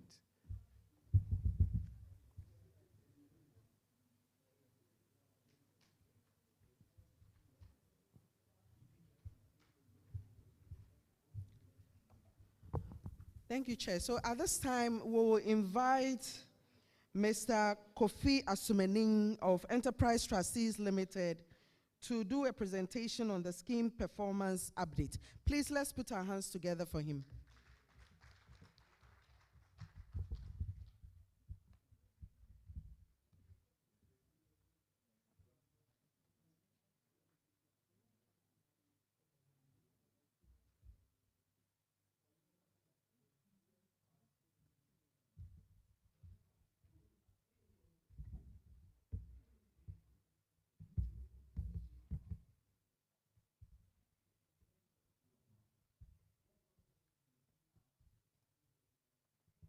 Thank you very much. I would present the fact sheet. The fact sheet is a summary of information relating to the team for the year under review. Can we project it, please?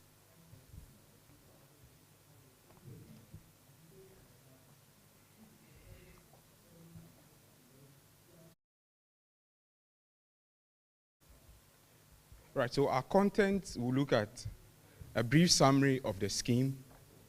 We'll look at AUM and assets under allocation, some statistics regarding the scheme performance since inception, and then we'll provide some information regarding portals through which members can engage the scheme. I'll briefly start with the vision of the health sector occupational pension scheme. The vision of the scheme is to ensure retirement income security for all health workers in Ghana. It has a mission that states that it wants to secure health sector tier 2 contributions, ensure appreciable growth, and pay appropriate lump sum benefit to members upon retirement. So that's the mission of the health sector scheme.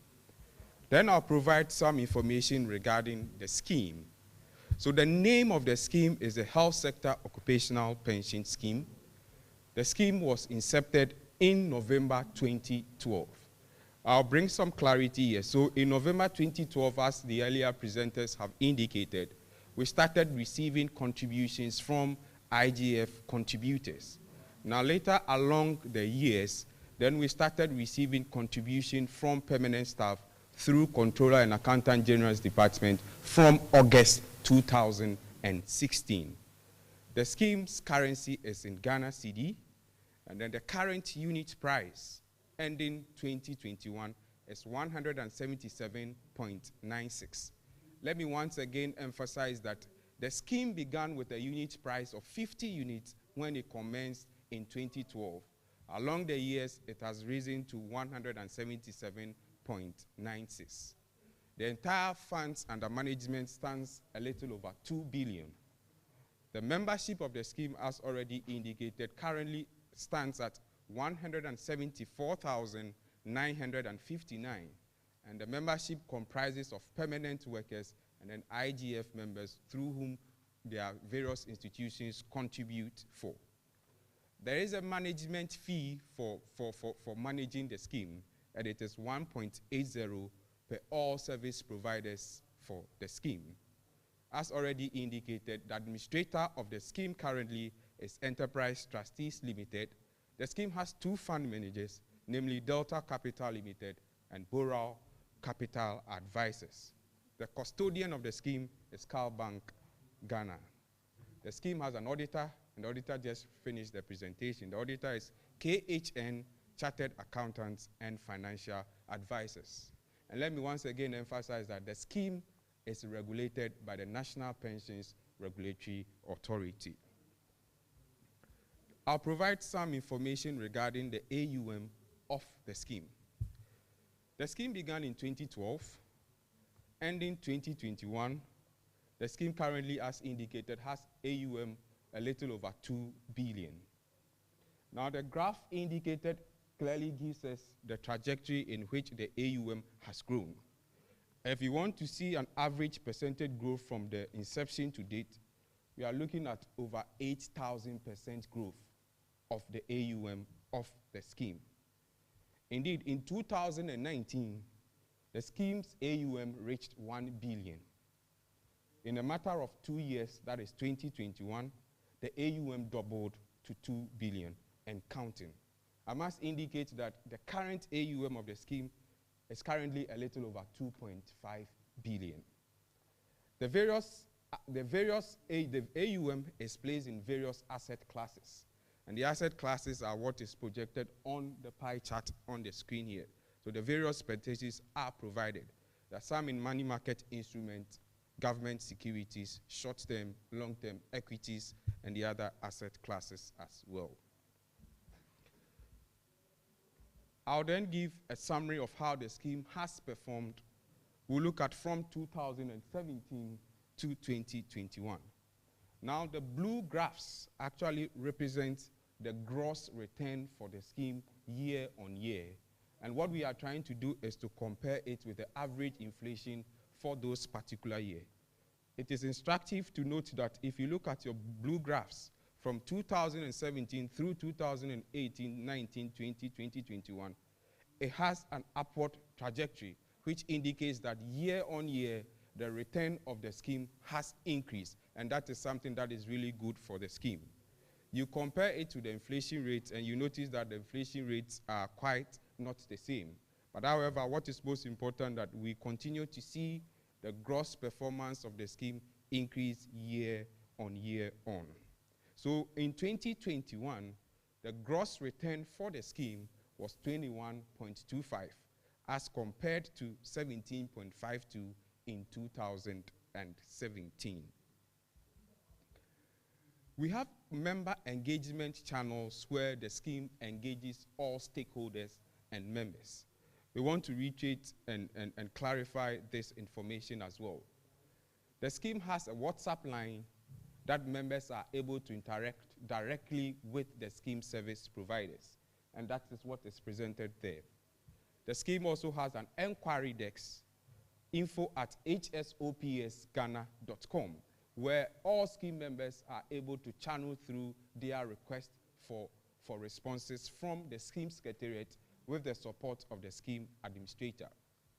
The scheme administrator also supports the scheme with a call center, and the call center line is 0302-634-704. All members can reach the call center line for support in terms of the scheme activities. The administrator supports the scheme also with some market centers or customer services centers.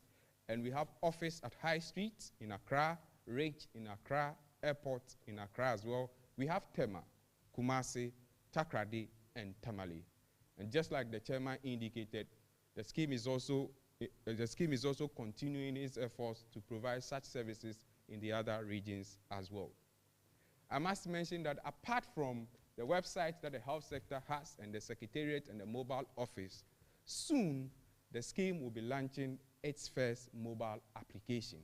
And I'm sure it's also another channel through which members can reach out to the scheme, assess their statements, and do other things as well. You may also contact the scheme at the GRNMA, Greater Accra Secretariat at Kolebu, if you are close to that area, to also seek some support as well. The scheme has a USSD platform which allows members to also access their statements.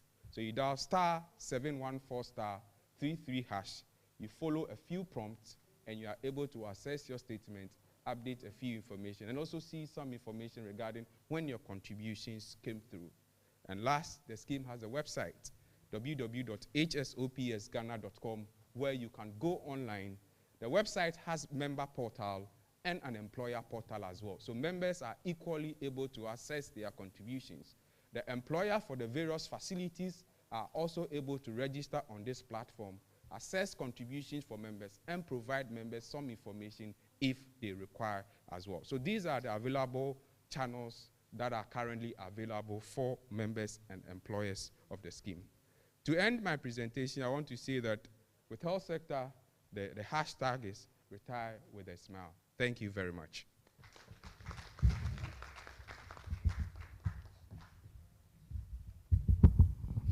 Thank you very much. Please, let's do it better for Mr. Kofi Asumenin.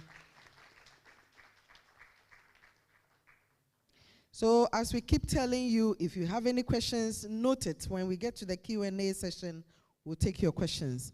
Our colleagues who have joined us online, please use the Q&A chat box available online or the chat box and just put in all your questions. Already we have received some. We'll deal with it when we get to the Q&A session. At this time, we are going to invite Mr. Peter Obri-Yeboah, who is a member of the board, to do a presentation on the key activities that the board or the scheme was able to carry out in the year 2021. Please, let's put our hands together for him.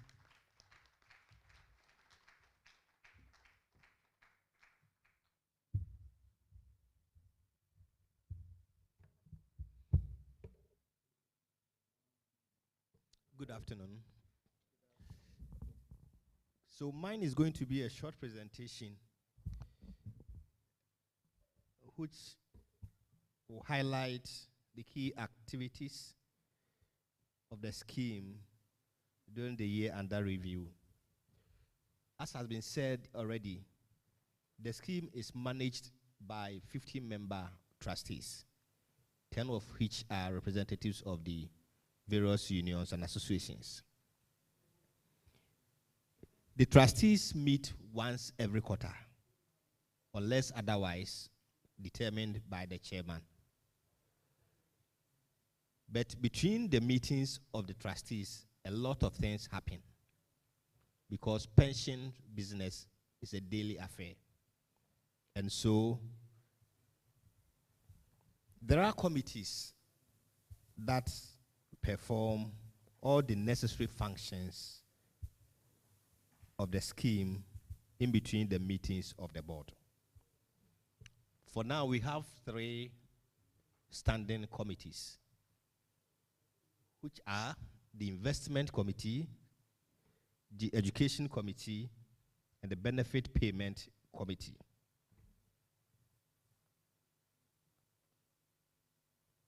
Next, please. All right, so the Investment Committee, as you can see on the board, is responsible for ensuring that investments are made in a prudent manner and that the interest of the ordinary contributor is protected. This is done by ensuring that there is the availability and application of investment guidelines which are prepared based on approved investment policy from the National Pensions Regulatory Authority. They also ensure that cash and contributions that are transmitted to the scheme are put in permitted asset classes to minimize investment risks and in line with the scheme's statement of investment policy and the mission as well articulated by Mr. Kofi Asmenin from ETL. The committee also has a responsibility to review and approve investment proposals from the fund managers before investments are made. And so the fund managers, being Bora Capital and Delta, themselves do not make investments. Not until the IC sanction investment proposals, no asset of the scheme is placed in any asset class. Finally, the IC also monitor the performance of the fund managers. In fact, they have a contract with the scheme. And so there are certain things that we look out for, including the returns that they generate. And IC ensures that everything is done in line with agreed terms of engagement. So what were some of the activities that were done by the IC in 2021? Next, please. So the IC revised or reviewed and published investment guidelines following the publication of a revised investment policy by the NPRA. And I must say that this document has been a guiding document which has helped the scheme to be compliant throughout its investment activity. As my chairman said, we never had any issues with the regulator because we have complied with all provisions in the investment policy. And this is because we have a document that is guiding our operations. Again, the IC held all mandatory meetings to review investment reports by service providers.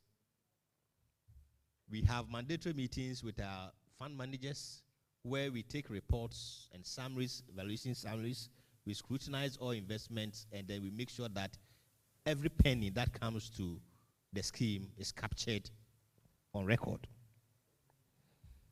The IC, again, was able to organize capacity building programs for all trustees to boost their understanding on investment-related issues. As you have been told, some of the trustees are pharmacists, medical doctors, administrators, physician assistants. And so these are the officers in charge. There's the need for them to have appreciable knowledge in the field of investment. And so it has been the responsibility of the IC from time to time to organize capacity programs. And the IC did some of these in the year under review. Finally, the IC embarked on several efforts to retrieve unpaid contributions to the scheme. Sometimes my chairman will leave the theater and be working to Control Accountant General to follow up on unpaid contributions. Following the banking cleanup, some monies got locked. The IC, through the fund managers, did all that it could to ensure that the funds that were locked and then later on transferred to CBG were all paid. And these were through the efforts of the committee. I will now move on to the second committee, which is the Education Committee. Next, please. So the Education Committee also has a responsibility to ensure that members of the scheme are well informed about issues relating to Tier 2 pension, and that the health sector occupational pension scheme is visible within the pension space. And so they do this by designing and developing appropriate education materials and messages, design and implement member education meetings and seminars. They also assist in the development of multimedia contents and provide support to the administrator in the management of the scheme's website and other social media handles. In 2021, the committee, in line with these responsibilities, developed printed and distributed flyers conveying relevant information and messages on the scheme. It successfully organized a webinar which saw hundreds of contributors from all parts of the country calling in to receive education on Tier 2 pension.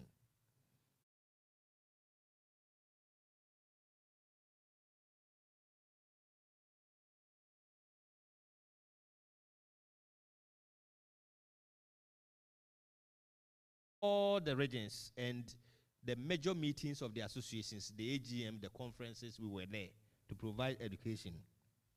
And the committee also developed and circulated SMS messages and short videos on which were circulated on WhatsApp, or providing education on Tier 2. The last committee is the Benefit Payment Committee, which has a responsibility of ensuring that retired members or contributors receive their rightful lump sum payments and in a timely manner. So their responsibility include designing and publishing relevant steps for accessing benefits, reviewing statements of contributions and return payments to ensure their accuracy, and providing informed responses to queries related thereto. In the year under review, the committee was able to develop and publish various application forms for accessing benefits. It facilitated payment of lump sum of retired members, survivors' benefits to named beneficiaries of deceased contributors, and porting of contributions of other exited members. Next, please. So in conclusion, I would say that the health sector occupational pension scheme is at its present state because of the combined efforts and contributions of these committees. And it is hoped that much efforts will be expended on the work of the committee in the years ahead. Thank you very much for your attention.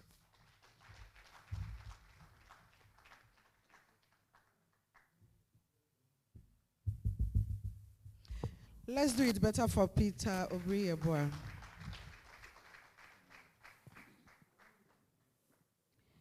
So we are finally at the Q&A session, and some questions have come through online. I'll take a few of those, and then we'll give opportunity for those in here to also ask questions. The first one is from Seth Amwa, and it reads, please, is the Tier 2 compulsory and detected from controller, or is being applied? So, Chair? Okay, so you mean deducted. Is it compulsory or deducted from controller? Okay, so maybe we can take the first two questions. What I would do is, depending on the question, I will assign some of the board members to address them. Justice will take the first two, and then we will take it out. Okay, so then Justice, the first one, let me add the second one so that you take it together. Please, can one withdraw part of Tier 2 contributions before pensions? If yes, can that be done?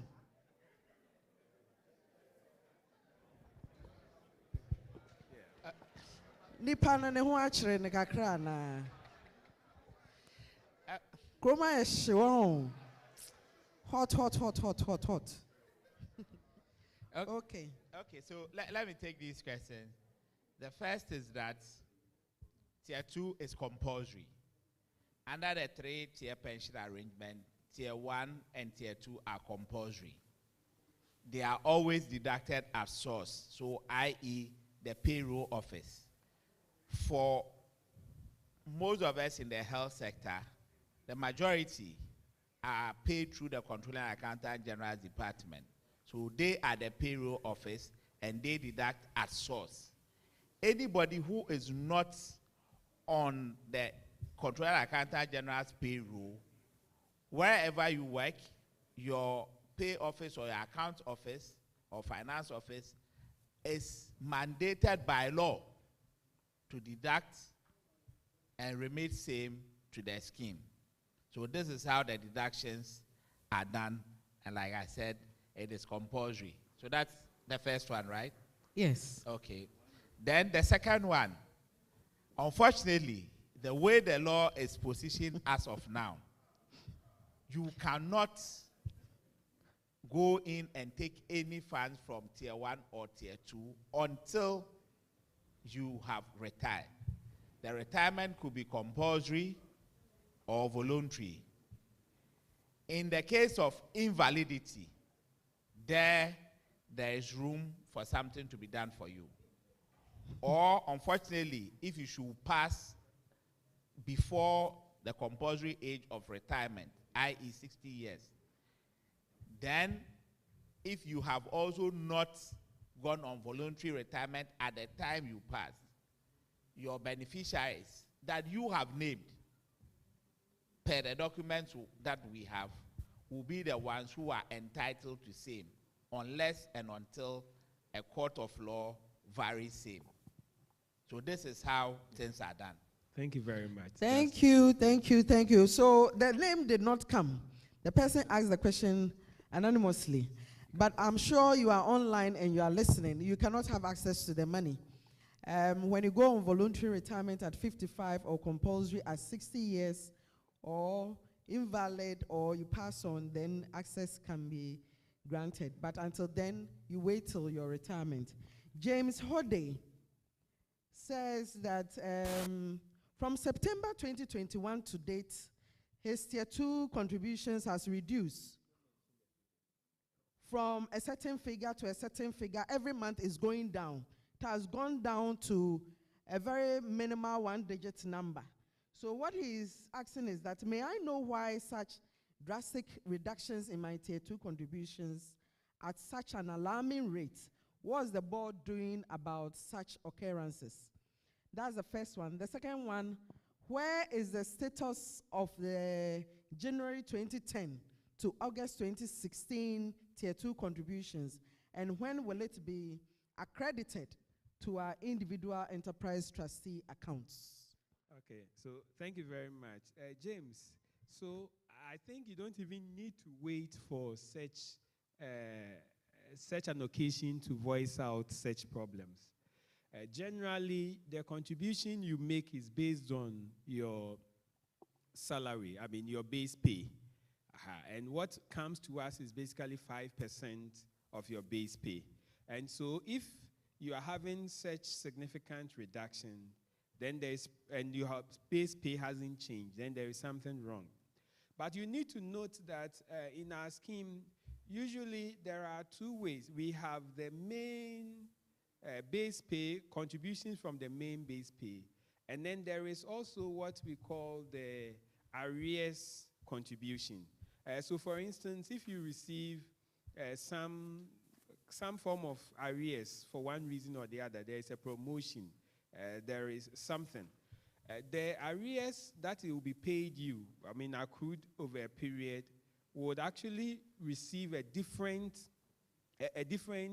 contribution or pension contribution from what you receive from your main base pay. So you may get a text message, oh, you have received 7 cedis, 50 pesos as this for your Tier 2 contribution.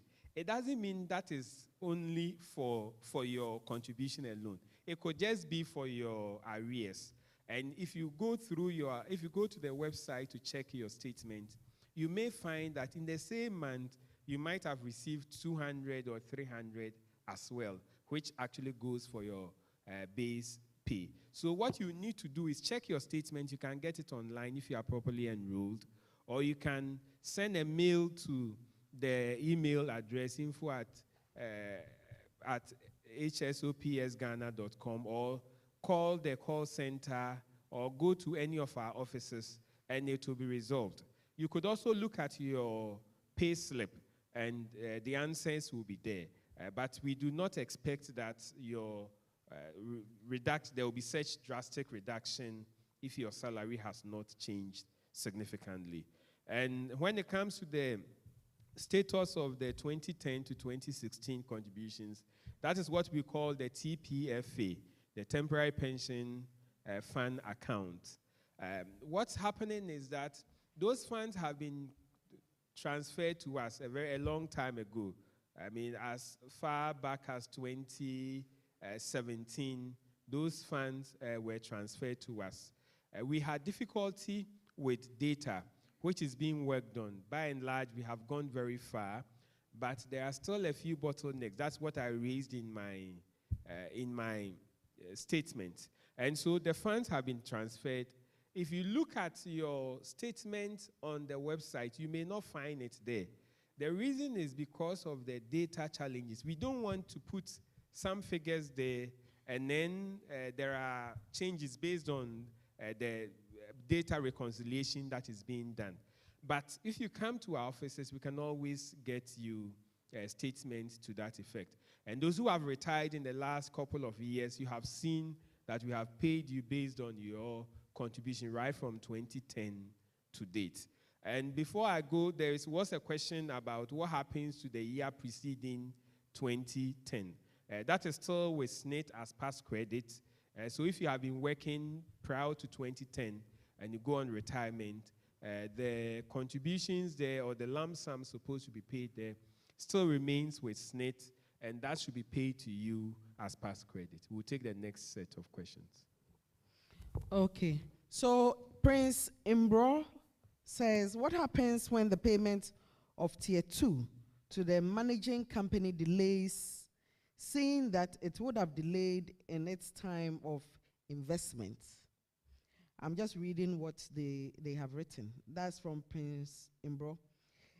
Ideas Coleman Adato says, I would like to know why I can no longer download my unitized statement to at least know if my Tier 2 deductions is being credited to my account. I'm worried because we have paid 9 months contributions through Controller and Accountant General's Department, but it appears on the graph only 1 month has been credited. Okay, so the last question, if Kofi is here, it would help with the last question. I mean, why he cannot get it. I'm sure. Where are you, Kofi? Yes, come close.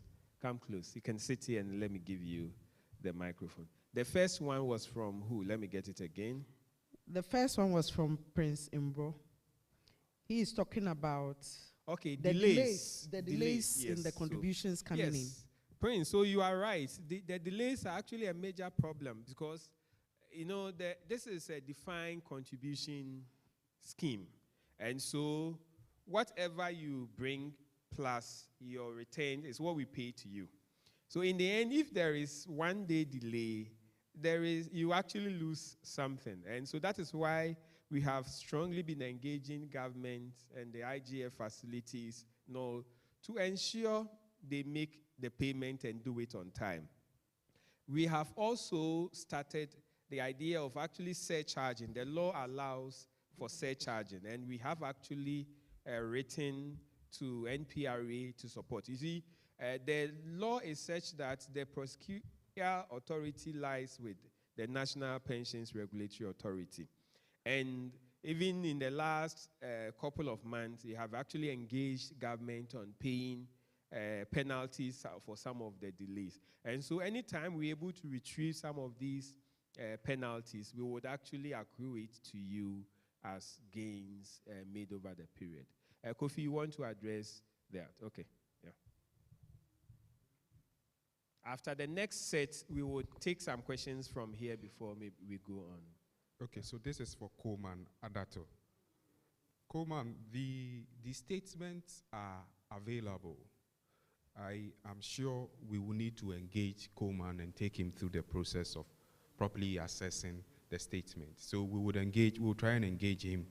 But however, if he has a call center line as well, he can equally call, and then the statement will be displayed to him. Right. All right, thank you, Kofi, for that response. This one is specific to Ms. Nan Opoku. The question is, which insurance companies have you insured the scheme's assets with? Because you said shall. Okay. So while she's coming, maybe the next, you can get the next one. Okay, for the next ones, I think we have already addressed them because it's PFA, January 2010 to September 2016. That was from one anonymous attendee, and then there is one also from Bernard Ejay, also related to that same issue. So now you have the floor. Okay, so the assets have been insured with Ghana Union Assurance. It's only for Ghana health sector, but for the entire bank. So the group insurance is Ghana Union. Your assets are not with Cow Bank per se. Let me explain to you. So, in order to ensure that should anything happen to Cow Bank, your assets are saved. The assets are saved with a nominee company, which is duly registered with Registrar Generals. And that is to distinguish the asset of Cow Bank from that of health sector. So should Cow Bank go down today, it's not the asset of Cow Bank that will be attached. Health sector will not be part of those assets that will be affected. So that is why I said your assets are safe. So I'm not praying Cow Bank goes down, because if it does, I won't get a job. I'm also praying for my job. Yes, But we also pray at the end for of you. the day, please, when you sleep, sleep in peace, because your assets are safe. Thank you. So the assurance here is that your funds are not with any one person. And as board chair, I cannot today sign that, oh, okay, let's transfer 50 million of the asset into my account. It cannot happen because there are clear systems and guidelines we need to follow. The auditors are here. They have given their word. They have seen the books, and they know that it is being done clearly. I would want Kofi to look at this one. How can I get my statement? I think Bernard made this statement. How can I get my statement? Just briefly look at it whilst we take some more questions from the members here. Okay, Chairman. Okay, thank you. Before that,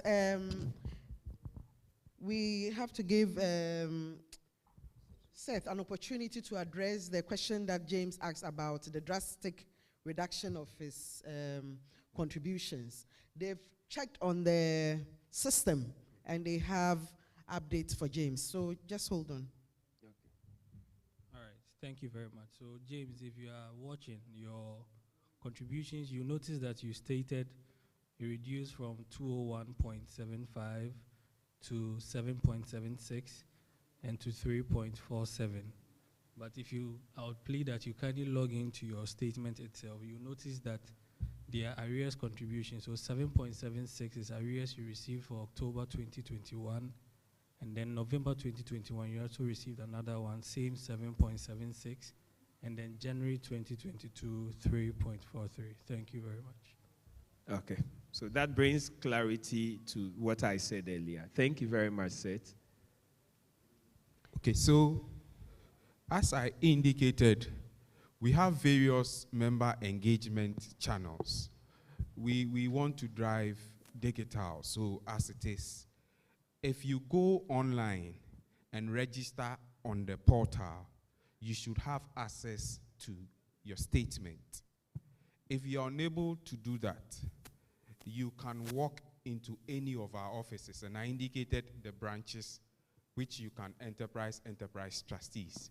You can equally go to the scheme secretariat, who has the capability to also give you a copy of your statement. You are not charged for requesting for your statement. Once you go with an ID, a copy of your statement will be made available to you. Thank you. Thank you very much. So in-house, we are taking questions from in-house. If I see your hand, we'll take 5 at a time. So 1, 2, 3, 4, 5. 1, 2, 3, 4, 5. Yes. Kofi, please give them the mic for me. And please come to the middle. Those who want to ask questions, please, just line up so that we'll give you the opportunity. Thank you very much for the opportunity. My name is David Sam, Greater Accra.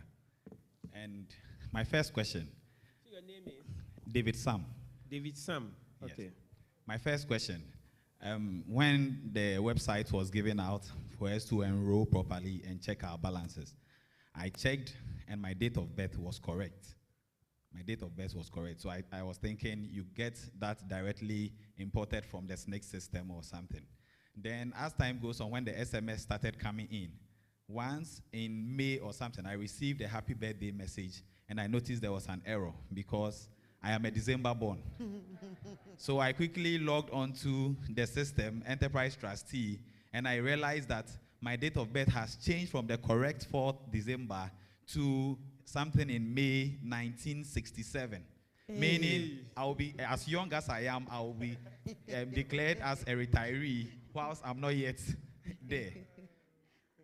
Let's say because I happen to be an executive and I understand the system, I was quickly able to contact you, your offices, for it to be rectified. I checked again. But what about the member who, let's say, the born before computer colleagues of mine, who will be there and then maybe the person will be 35 years before the person realizes he has been declared compulsory retired staff? What happened to such a person? Quickly, my second question is, we know the contributions are to be, they are to cushion the person when the member eventually goes on retirement. But looking at the interest that our contributions are accruing and the currently inflation hovering around 37%, what mechanisms are being put in so that our funds will be safe when eventually I retire and I want to enjoy comfortably? Inflation will not have eroded all the gains. Thank you. Thank you. So the second question, Nana, get ready. I'll let you answer that question. Yeah. Okay. My name is Jefferson Asari. I'm also a nurse. And my question borders on retirement, income security, and retiring with a smile. If I retired January this year and I was given 30,000, it means that in dollars I was earning $4,929, which I could buy cement of 47 Ghana cedis as at January this year. I'm giving 30,000, the same amount, which literally have gained some interest. As at this month, I'm earning $2,390.4, and I am buying cement for 66 Ghana cedis. Whilst my money has reduced by half, my purchasing power has increased almost half. So am I retiring with a smile, or I'm retiring with... Okay. With a what? Okay. Thank you My very much. second question Asari, is, for your question. we have other colleagues who previously were with a government employee and subsequently have either entered entrepreneurship and therefore are not paying. How do they have access to the funds? We have others who have also traveled outside the country. How do they access? I want knowledge on that. Thank you. Yes, my name is Oscar. So can you speak up a bit? Introduce yourself and tell us your facility, if possible. Yeah, my question is the benefits. Sorry, your name again? My name is Oscar. Oscar. Yeah, Oscar Pesci. I have an Oscar here. That's great. Yeah. Okay, Yeah. go ahead. So my question is the benefits that we get at the end of the exit.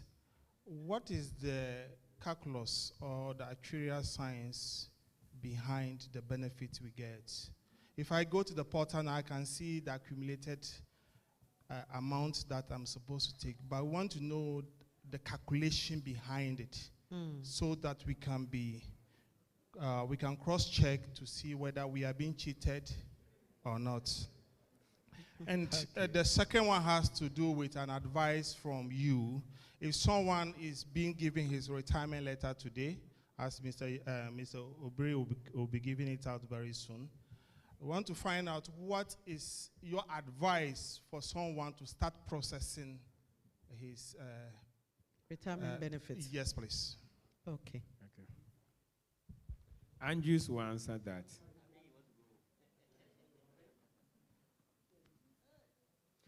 My name is Stephen Kokwe. My name is Stephen Kokwe. Oh, why are you looking at me, Obiri? I just wanted to congratulate the trustee members for a good job done. I know there are a lot of challenges. I believe with the will, you'll be able to move on. However, I have a few things to ask. One of the question is to one of your trustee members, Oscar Emisa. His name is not in the brochure. So I want you to address that issue, why his name was not in the brochure. Number two, I also, Perpetua, please let me finish mine before you go. Means that you have not looked into the brochure well. Perpetua is my friend, so I will. Okay, go ahead, you can hear. Then the second one is that I think there's a serious delay in the payment of Tier 2. I retired in March this year. I have received my first year as at May. As I stand now, I have not received my second tier. I've been to the office and the stories are not too good. I can see how frustrated some of the pensioners are going through. So I think we should look at it very well and address it. Okay. Thank you very much. Thank you. Thank you very much. It's, I think we'll take the last two and then we will address them and see what to do subsequently. Thank you so much for the opportunity. I'm Harriet from the Health Services Workers Union. We all know this scheme started from 2012 and dependent on the IGF staff from 2012 to 2016. Meaning without IGF, it would have been very difficult for the scheme to operate. Now my question. I want to know if there are mechanisms to track the IGF contributions from the various facilities, because we, with the unions, are suffering with getting our IGF monies from the facilities. And so I want to know if Tier 2 deductions, the facilities are following the 14-day directive as prescribed by law. Thank you. Thank you very much, Harriet. My name is... You are taking note of some of them. You will let it. Okay. Go ahead, please. My name is Patricia Chenebua, Health Services Workers Union. Thank you for giving me the opportunity. My concern has to do with the TPFA. The chairman made mention of the fact that the database is not available. I want to find out, how did you manage to pay the retirees who have received their benefits? Thank you. Thank you very much, Pat. Okay. Chair, can we take another 5, or you want to address? I think we should address these. Okay. When, right. oh, okay. Yes, let's address these ones, and then we would. It looks like there are quite a number of them. So, yeah. So I will just start with what the last from Patricia. So thank you very much, Patricia. You're right. When you talk about the delays, it's not that the database is not available.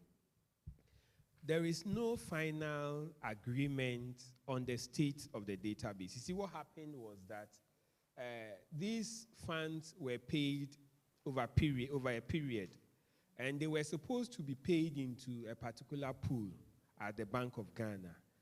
However, over time, some delays were there. I mean, and at some point, the payments were not coming. And at that point, the schemes were not in existence, or the schemes didn't have access to those accounts. It was NPRA that was manning them. So NPRA then, so finally, after a number of agitations, government and the unions and the schemes came together and got a consultant who worked out and agreed on figures, together with penalties and all, and they paid on account.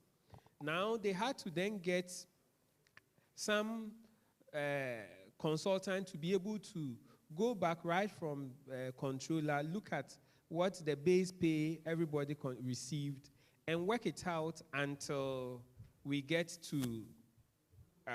together with the interest that had accrued and all. So when you work it out, you realize that, I mean, some of the schemes, there are about 5 public service schemes, would have to transfer funds to other schemes and a host of other things. And we haven't fully agreed on it because nobody wants to be shortchanged. So there are still some little discussions. We have actually gone very, very far. I mean, there were some time, virtually every week, we're meeting on it. We've gone very far. I just need finality, then we would agree on the final data. Over the period, what we have done is, in order not for those who have retired to suffer, what we have done is to assume the ideal. We work out your base pay, we work out your 5%, so we know what contribution you are supposed to make.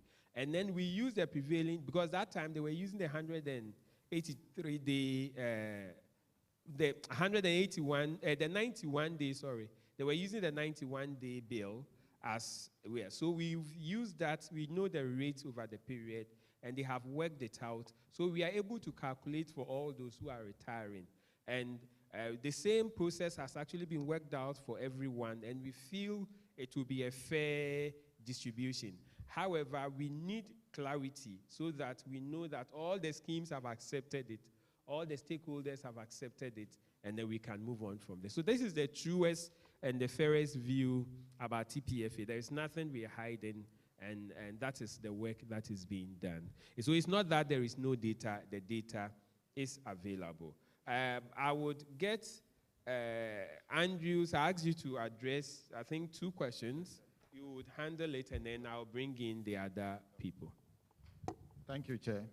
Nana, who asked the question regarding the 4,929 and then to 2,390. Nana, what I can tell, I know that what you are asking is, theoretically, we call it time value of money. Surely, per analysis you gave, we are in an economy where we call it the systematic risk. So it affects whatever is happening within that economy. So the trustees here cannot influence that aspect of the economy. That is the entire economy situation, which you alluded to very clearly. But what the trustee can do is what is within our purview. For example, the trustee engage in what we call the asset allocation. So we follow the MPRA guidelines and then try to distribute these assets such that we are aiming at getting the highest return with the possible minimal risks.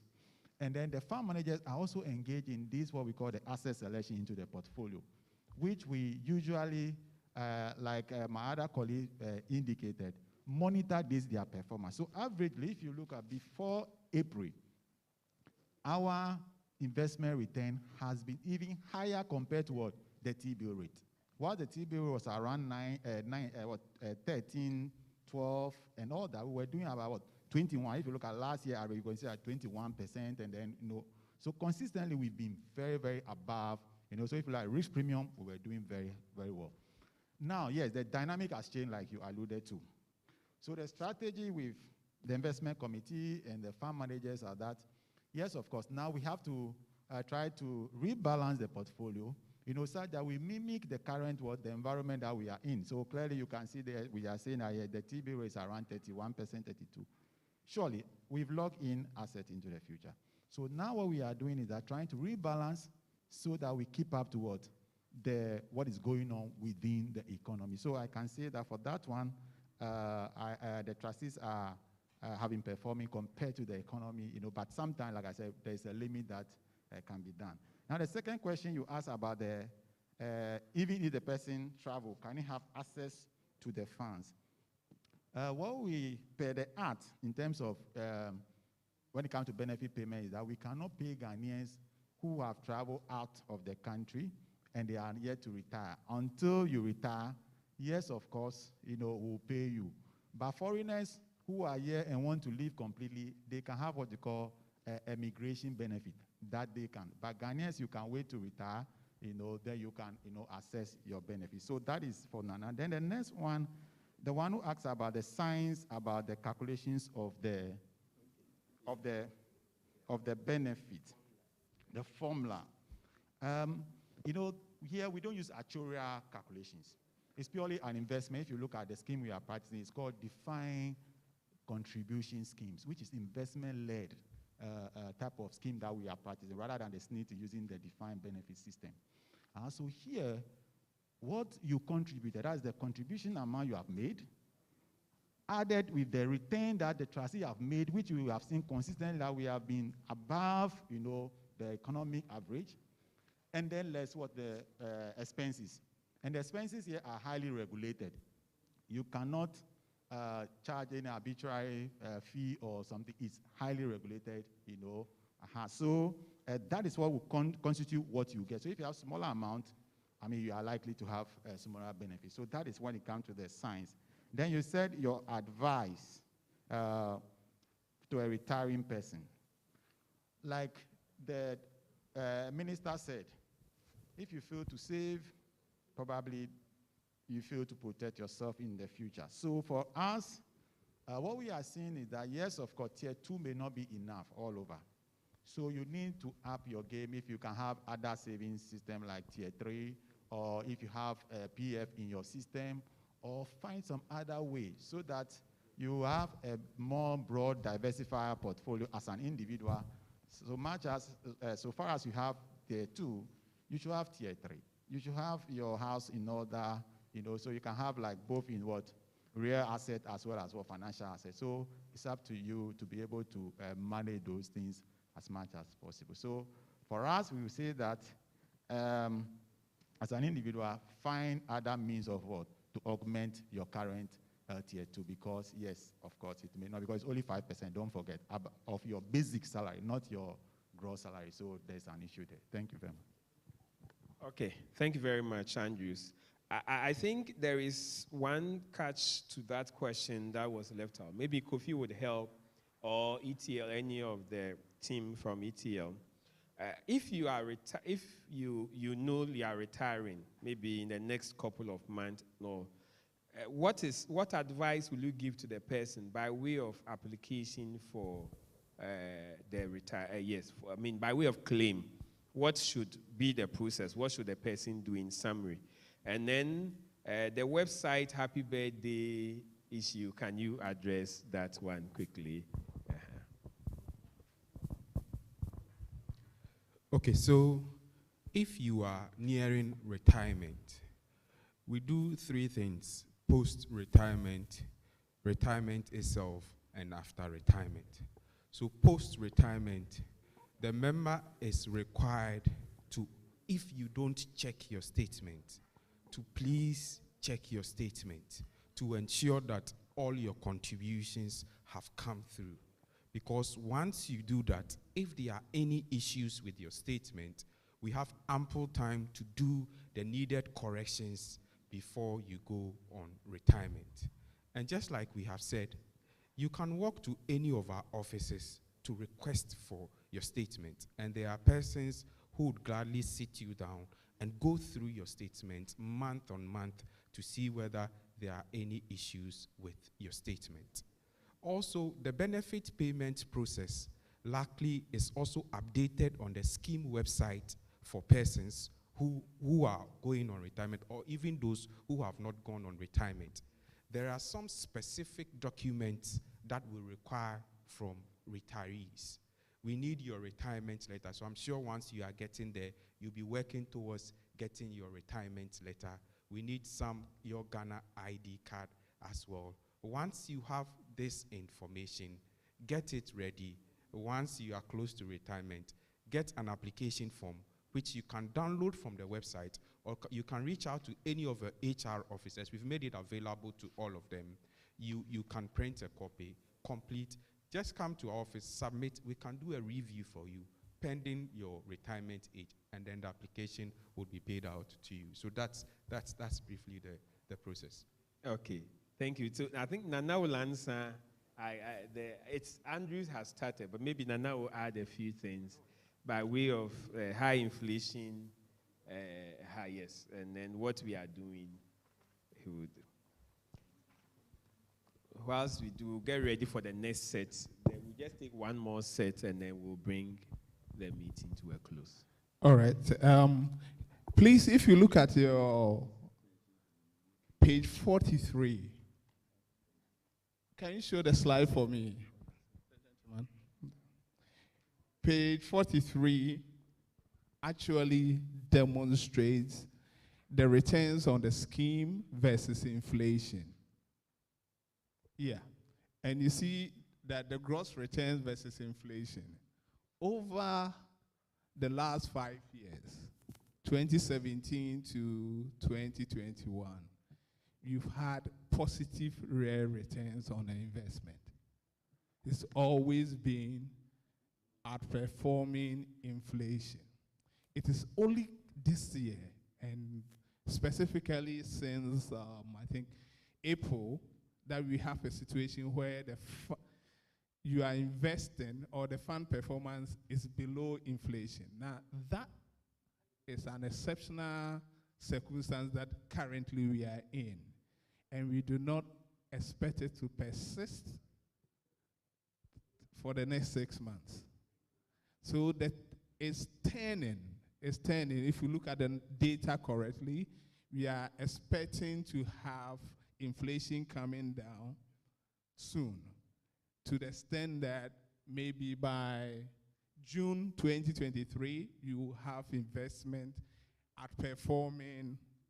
So yes, we have currently, it's difficult to beat inflation on the overall fund, not investment that we are making.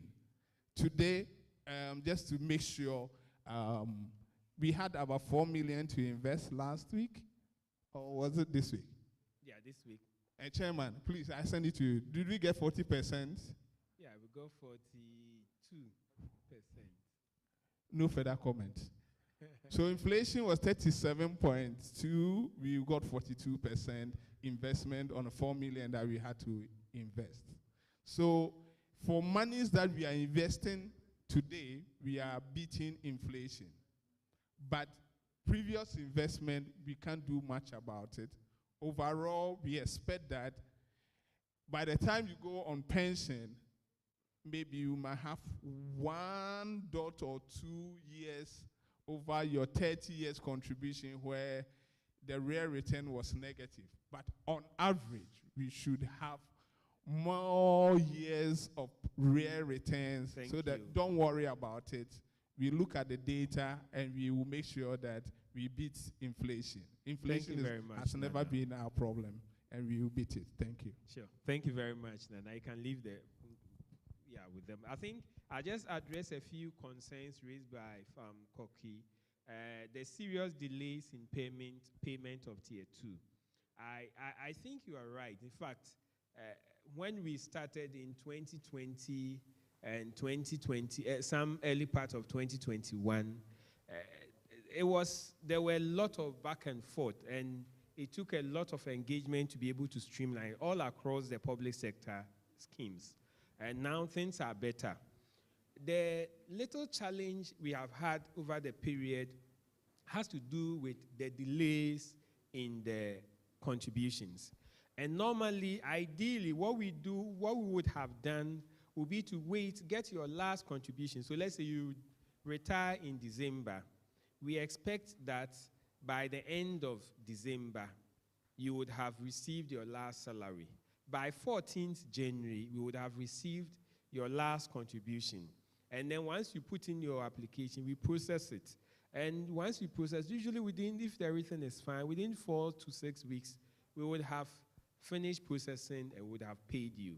But this December salary contribution may not come until, say, July of the ensuing year. And that is where the challenge has been. We have engaged at length, and over a period, we have seen some positive impact until maybe the last couple of months where there are major issues. I mean, we have somebody from Ministry of Finance. I'm sure they are working around it, and we really are doing everything to engage, to make sure that these contributions come on time so we can process this. Now, this is a decision the Trust Board has taken, that as soon as you put in and this was taken quite recent, as soon as you put in your application, so long as we can clearly confirm you have retired, we would go on and process your application and pay whatever we have received. Then we would wait until your last contribution comes in. So maybe if there are 3 or 4 months in arrears, we'll wait until the last contribution comes in, and then we'll process that and pay as top-up. I mean, it's more work, but we are willing to do it. That's why you have put us there. And so it's unfortunate that you've had such delays. We are working around it. We are hoping that very soon this will be reduced significantly and we will not have to burden retirees that much. I hope it answers your question. Thank you very much. Okay, we will take the last set of questions and then we will.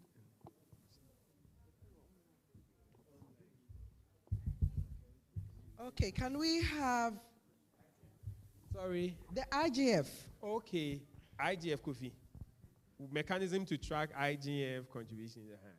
Okay, so as trustees, we have found, or we are finding a way to ensure that IGF institutions register and even pay based on the speech from the chairman. You clearly notified that he indicated that it is a challenge the trustees have identified, and we have to put in a plan to ensure that facility members under these facilities are contributed for and paid for. It's been a challenge, but the plan we have put in place is to ensure that through our Pensions Express activities, we are going around the various facilities, engaging the various accountants, and we are doing reconciliations on payments and outstanding payments to ensure that they pay as well. One other challenge too is that because of the nature of their work, IGF contributors, they are not always there. Some come for 2 months, then they move on. You could get a facility who had IGF members, say, in January. In February, when you talk to them, they will tell you that all IGF members have moved on. So how do you expect to receive contributions for this particular facility? So it's a bit of a challenge, but what we are doing is that we are reaching out, and we are also encouraging them as much as possible to ensure that they pay timely, and those who we have issues with, we raise it with the board, and the board are also supporting us to also ensure that they pay on time. Some pay on time, but I can also admit that some do not pay on time.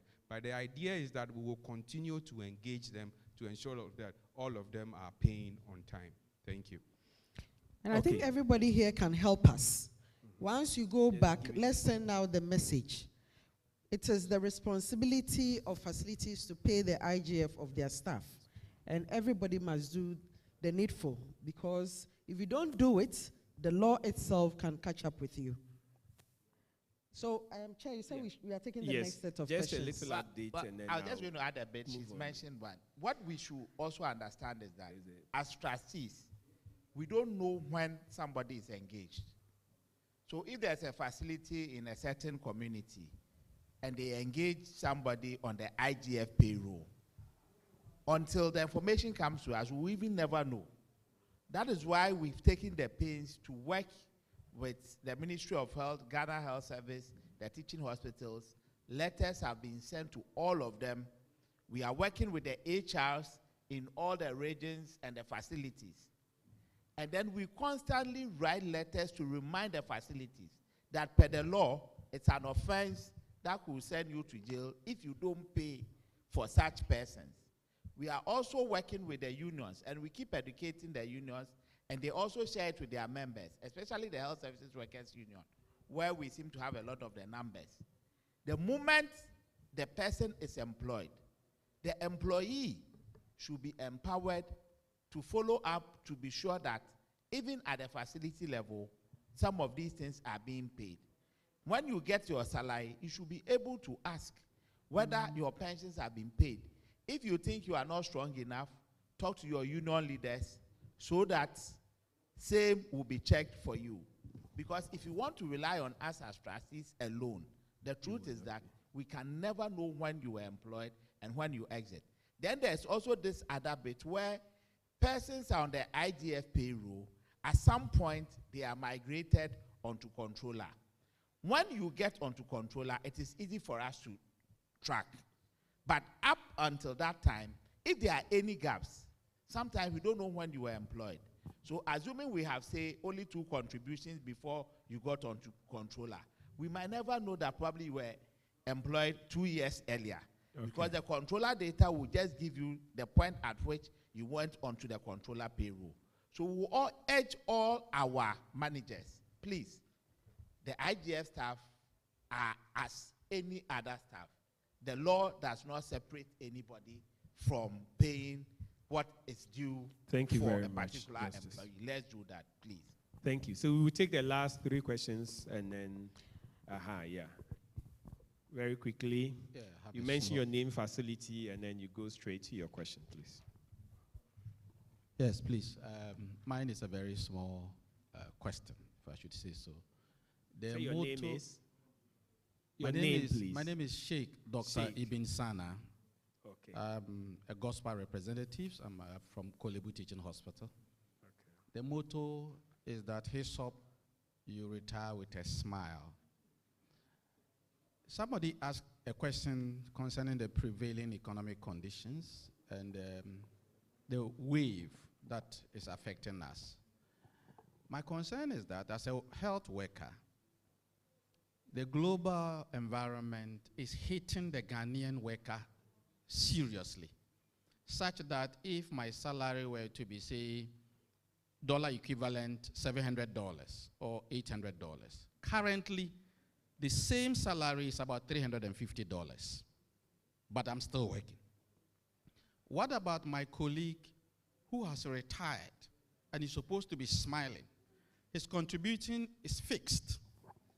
The current wave comes and his actual lump sum in dollar terms is about $100 or $150. Yeah, we get that. So Is can you it go to your question? possible, my question is it possible for pensions, individual pension, to be locked up and ring-fenced in dollar accounts so that it doesn't affect me if I'm on retirement? I know my money is $300, $400, nothing will affect me. Thank you very much, Sheikh. Next, please. Thank you. My name is Linda, Linda. from the Health Service Workers Union. Sorry, Linda from? Health Services Workers Union. Okay. I have a little concern. It goes to the team from Cal Bank.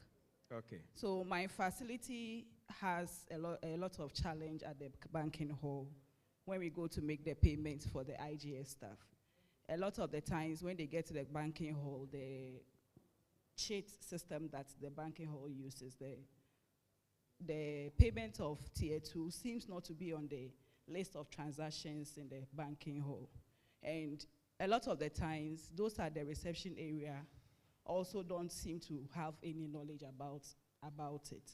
So it causes a lot of frustration sometimes. And then a lot of the times too, when they get there, the network seems to be always off. So please, if that can be checked for us. We experienced this especially from the East Legon branch. From the? East Legon branch. East Legon branch, okay. Thank you very much. Let the next person come in. Thank you, Linda. None will address those. My name is Eden Awandago, Emergency Medical Technician Association of Ghana under Health Workers Union. I want to find out if the investment committee, it will be possible for them to venture into housing projects, because we all realize that everybody is talking about whatever you may take home at the end of your retirement, depreciation may take place. But if it's ventured into housing project, maybe members can be able to be paying something small towards it. Even if they default, their lump sum can be used to set it off. Thank you very much. Yes, next person. Okay, I am Obin Asmani from Mental Health Authority. And I have 3 issues. First, some of us of late, we don't receive the prompt again and attempt to also access the portal to check our statement is always a challenge. So if you can... If you say getting your statement is a challenge, what do you mean? Initially... Alert, I got that. But yes, initially I used to get the prompt. And I was also able to access the portal to check my statement. But these days, the prompt does not come. Yes, we get that one. Visiting the portal too, it keeps on turning round the whole day. Okay. It never keeps on turning round. Okay, so thank you very much. Now we get your question. That is one. The other issue is, do we still have TPF with government? Because on the statement, I saw TPFA for 2020 and then 2021. And I don't know whether it was a transfer or new remittance received from the government. Then some of the information we are getting from our office is that till you receive your Senate, you can't access your tier 2. And we don't know whether it's true or not. So if you can clarify it for us. Hello, I'm Dr. Dazi. Okay, Dr. Deputy Chief Nursing Officer, Ladadi Kotopon. Yes, I'm concerned with the administrative cost. There was an astronomical increase, about 1 million. What can we do to reduce it so that the benefits payable will also increase for us? Otherwise, money... Doctors, I want to understand you. Yes. You understand? Okay. The financial report. Yeah, the report. The report. Higher administrative costs. Okay, so Pep will answer that, so that's beautiful. All right. Okay, next one. Thank you, Doctors. Thank you. My name is Simon Atiga. Simon. Anes. Okay. I want some clarification. If, let's say, one works for two institutions, let's say the government of Ghana and a private institution, both pays the pension benefit of the pension, they pay the person's contributions. So is it 5% of both institutions, or it is 5% all sum up the contribution? That is what I want to. Okay, that's fine. understand. I'll start Yes. with yours. Okay. It's pretty simple. You know, both institutions will not even know you are, and they don't commingle. You can sit down. Each institution, I mean, tier 2 is mandatory. So each institution is supposed to have a scheme. So usually they are corporate trustees, they are employer-sponsored schemes and all of that. Each institution is supposed to have a scheme. And so normally the public sector, you realize that it will be paid, if it's from controller, directly, let's say, to us. If you work permanently in a private facility, they will also pay your tier 2 to whichever institution is managing your tier 2 there.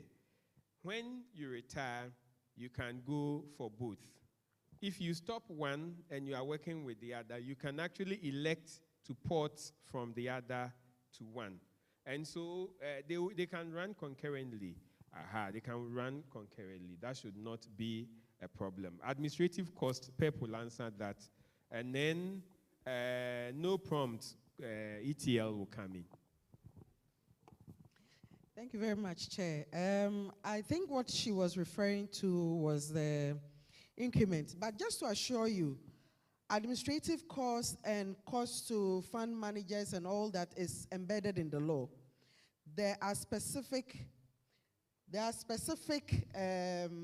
rates that are captured in the law, but in terms of the services we receive from service providers, we always negotiate. So for administrative expenses, In terms of what the scheme administrator does, that is on one side. And then, of course, when it comes to investments, there are some expenses that we also incur. And in terms of payment of staff and all of that, those are also captured in there. I think that settles it. But sometimes, as much as the AUM grows, that administrative cost also goes up. As much as the AUM grows, the administrative cost goes up. But just to also assure you that when the contracts we have with the service providers expire, we always sit down and negotiate with them. And we are very mindful of the quantum of the AUM and in terms of cost. So you are covered. Don't worry too much. The other reassuring component is the TPFA component, which is the running TPFA component. Because I told you all the issues that I mentioned earlier, we are not paying anyone fee on it. So the running TPFA of over as is speak now, about 600 million thereabout, is sitting there without any fee being paid on that. And so we're doing everything possible to reduce administrative expenses as much as possible. But that notwithstanding, the scheme also needs funds to be able to expand. We're talking about moving to other regions. We're talking about organizing events like this, and all of this require raising some funds to be able to get the work done. Okay, Kofi and Co would come in. Then we would take the dollar. You would handle the dollar. That's okay. Okay, so the point is that if there's no contribution, there's no update. If there's no update, there's no SMS. Please, is it clear? Okay, so basic.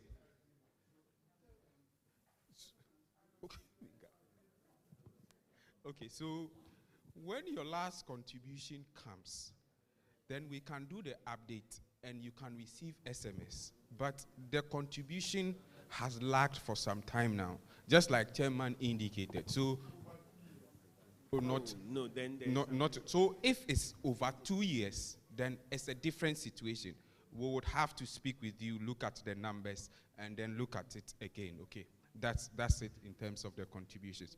I'd also engage you. The system occasionally have some few dime times, just like all systems are, but it's working fine. It depends on also the application you are using. So normally when we go out and then we educate our clients on our staff engagement, we actually teach the respective HR persons on the applications that are optimal in using the platform. So we would engage you and find out exactly what your situation is, and we can address your concern for you. Thank you.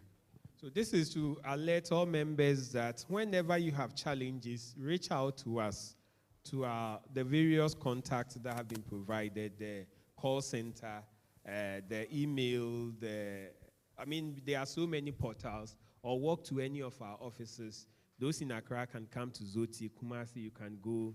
They will share the locations with you, and your concerns will be addressed. Before we come to the dollar housing. Thank you, Chair. That is the one who asked about the dollar. He said, housing. Okay, yeah, okay. The housing. He said, if the investment, is it possible to invest in housing projects? Yeah, the current investment guidelines that we are operating actually have a particular asset class called alternative assets. And under this alternative asset class, we can invest in what we call direct housing. We can invest in private equity. We can invest in private debt.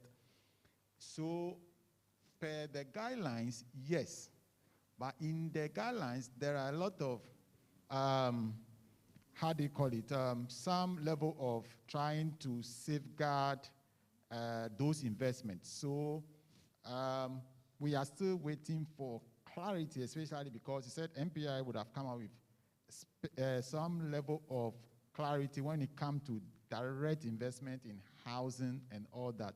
Yes, when you look at the guideline, it says that yes, before we can invest in that, the value of the property should be above 25 million. And we should be able to partner with a government, with the banks, and even have a government agency as part of it. So, yes, of course, the guidelines provide that. However, the clear clarity is yet to be given. So, yes, the guidelines allow for investment into housing. Thank you. Okay, thank you very much, Andrew. So, I mean, basically, it isn't that straightforward. And you realize that that's a very risky area to go. We do not want to come here next year and tell you that, 55 million of your money has gone down the drain because of some investment we did that went bad. And so we want NPRA, we're working with NPRA to streamline the event. Fortunately now, a few alternative investment issues are coming up, things like REIT and all, which the board has actually, in the light of the current circumstances, sanctioned a committee to be looking into it. And so whenever we get the prompt that it is right, we would pursue it. But for now, this is what we would do. Just quickly, the dollar, Justice to say a few words on the dollar. Oscar.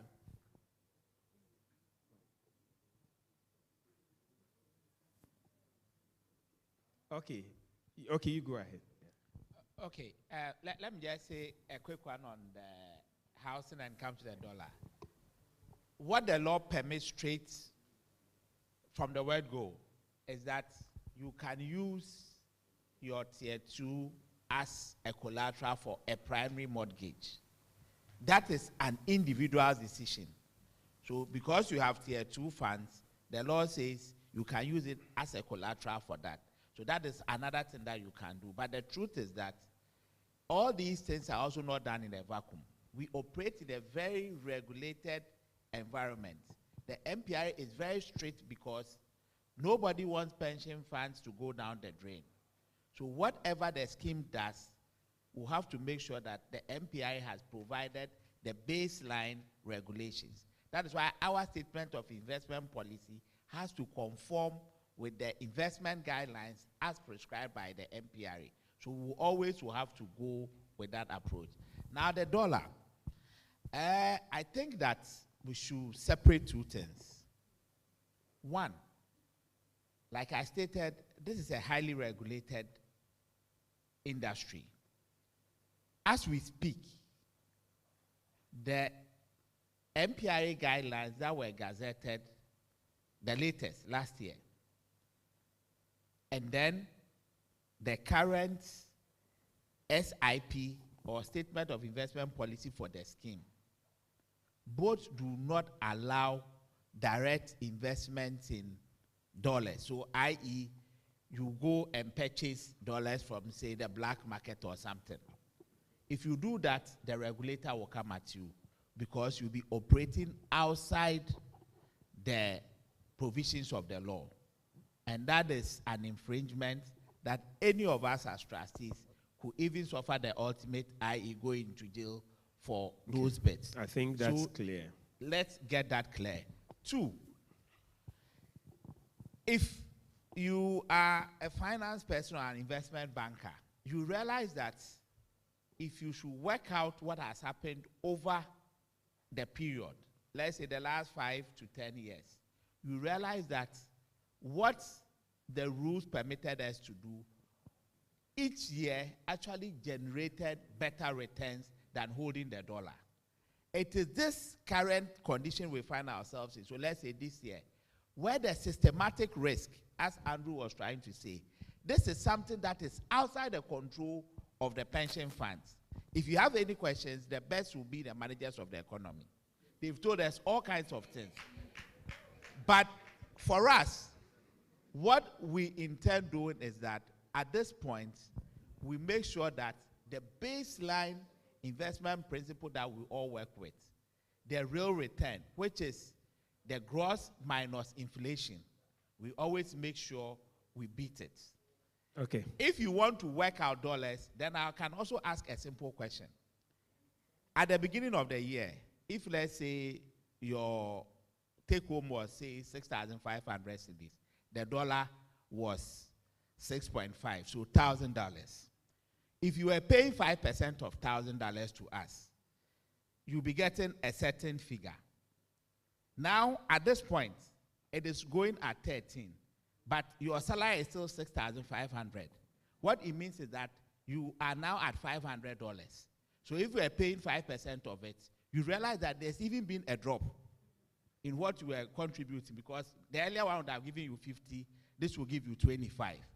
So you should understand that the dynamics don't work like a straight line.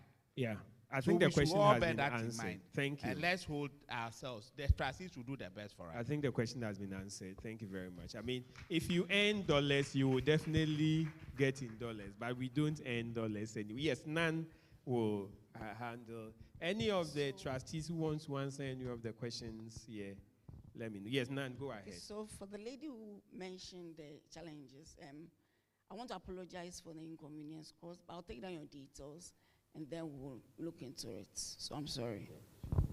Okay. Yeah, so Nan, you know I'm going to pursue this. You know it. So as and when you get these problems, also let us know. Because this helps, the feedback helps us to be able to keep our service providers on their toes.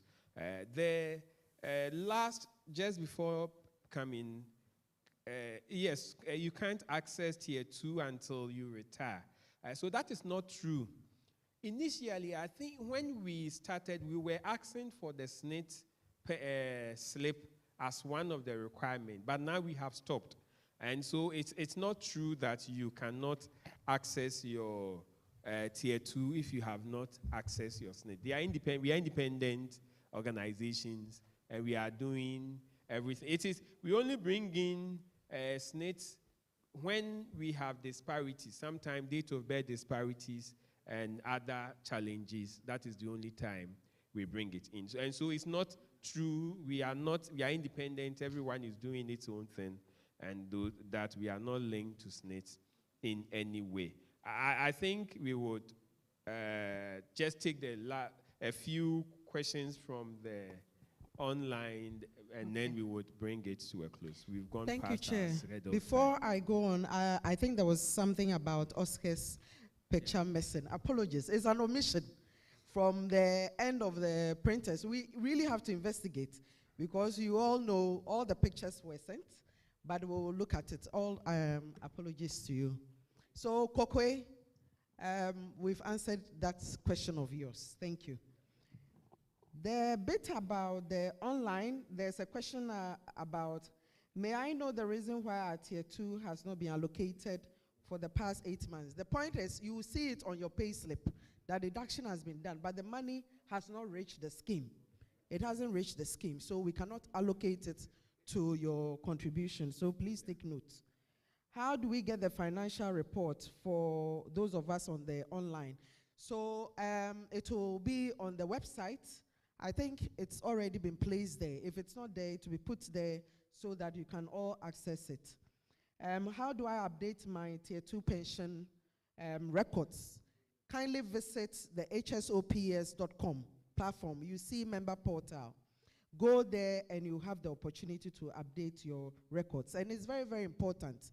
You may have entered the service, you were single, now you have children and the rest. You need to go there and update your records, especially on your beneficiaries. Nobody knows tomorrow. What assurance can you give us that the money will not be borrowed from government? This one, I'll leave it. Thank you for, no. Okay, so most of the questions here have already been answered. The bit about the TPFA and the rest, it has all been addressed. How long does it take for one to receive his or her tier 2 pensions? Once you put in the application, maximum of 1 month, it is processed and you receive it. And there's a question here about, somebody says, I retired in April 2022. Do I belong to what is happening? If you retired in April 2022 and you have not applied for your tier 2 pension contributions, then please do apply so that you can take your benefits. If you've already been paid your benefits, then just enjoy listening to us because you have received your benefit already. Chairman, I think I'll hand over to you. Thank you. Okay, so thank you very much. We have gone very far. There are quite a number of things that have gone on. I think it's been a very engaging session we've had. You've been very good audience, both those joining us.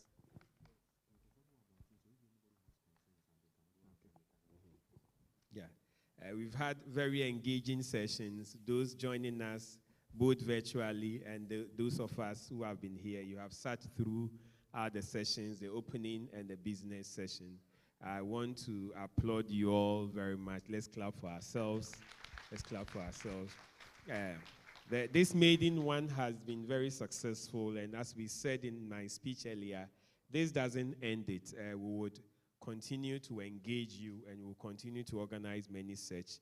We want to appreciate the auditors for the good work done. They've been with us for a long time, and they have been very, over the period. So thank you very much for the audit, and then thank you to our service providers. So before we move on, I would want to also mention that we have the Pension Express outside. We have this Pension Express outside, and there are some people there who can help you address your concerns. The van will be coming to your facilities, will be coming around. Whenever you have occasions and you want us to come and help, you can, once you'll be able to mobilize yourself, we would send either board members, send people from the secretariat, send some of our service provider administrators, and they will come and talk to you. They will come and help you put yourself together and be able to enroll your people where necessary. And so I think very soon we'll bring the session to a close. Would hand over at this point. Thank you very much. Thank you, Chair. Thank you. Thank you. Chairman started with the vote of thanks, but somebody has been assigned to give the vote of thanks. So at this time, I'll invite Mrs. Grace Opondolfi, who is the Vice Member Secretary of the Board, to give the vote of thanks. Please, let's put our hands together.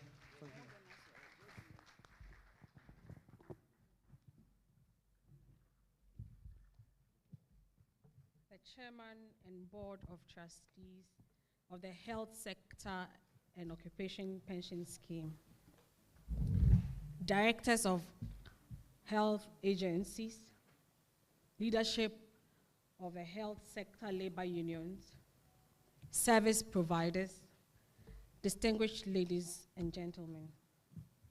I am honored and privileged to give a vote of thanks at the close of the MAIDEN Annual General Meeting of the Health Sector Occupational Pension Scheme.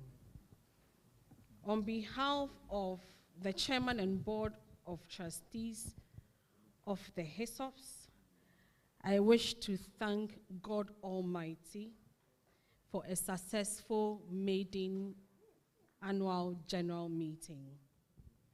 Without him, we would not be here, and I want us to put our hands together and appreciate God. I'd like to thank the honorable ministers, the Director General of the Ghana Health Service, who took their time off their busy schedules to attend this MAIDEN AGM. They are not here at this moment, but you want to give a round of applause for them. I'd also like to thank the directors of the health service agencies and the leadership of the health sector labor unions for ensuring that their members attended this MAIDEN Annual General Meeting. I'd like to thank the service providers who have provided their unflinching support for the HSOPS and all our activities to ensure that the scheme grows.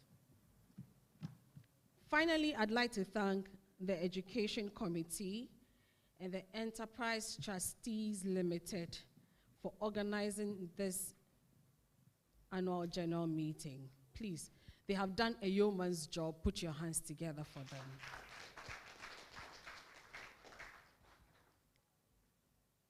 Lastly, I'd like to thank you. You've sat here for close to 3 hours. You've made this AGM lively. We have learnt a lot from you. You have learnt a lot from us. And we are happy. For those of you who are online, thank you too. God bless us all, and long live the Health Sector Occupational Pension Scheme. God bless you.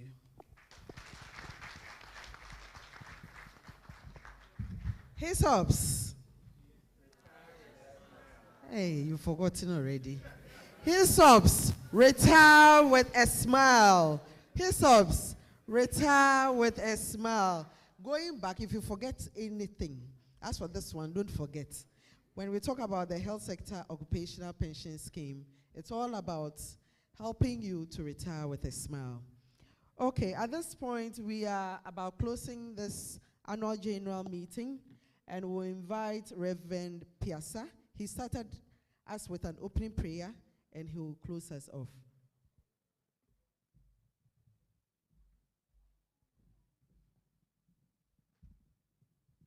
Shall we please be on our feet as we pray? Our Lord and Master Jesus, we thank you this afternoon for your grace. We thank you for your presence. We thank you for being with us and steering affairs for the success of this program. We pray in the name of Jesus that as we live to our various destinations, you will be with us. You will protect and guide each and every one of us to wherever we are going. We pray in the name of Jesus, committing the leadership once again into your hands, O God, that you see them through even as they prepare to lead a group, so that next year when we meet like this, O God, we shall have every cause to thank you and to praise you. We bless you. We give you glory in Jesus' name. Amen.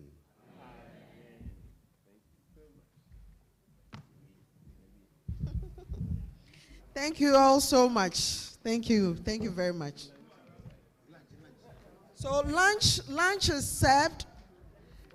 It's packed lunch, so you just pick your pack and then off. And all other things will reach out to you later. Thank you so much for coming. Board of Trustees with service providers, we are taking a picture, please.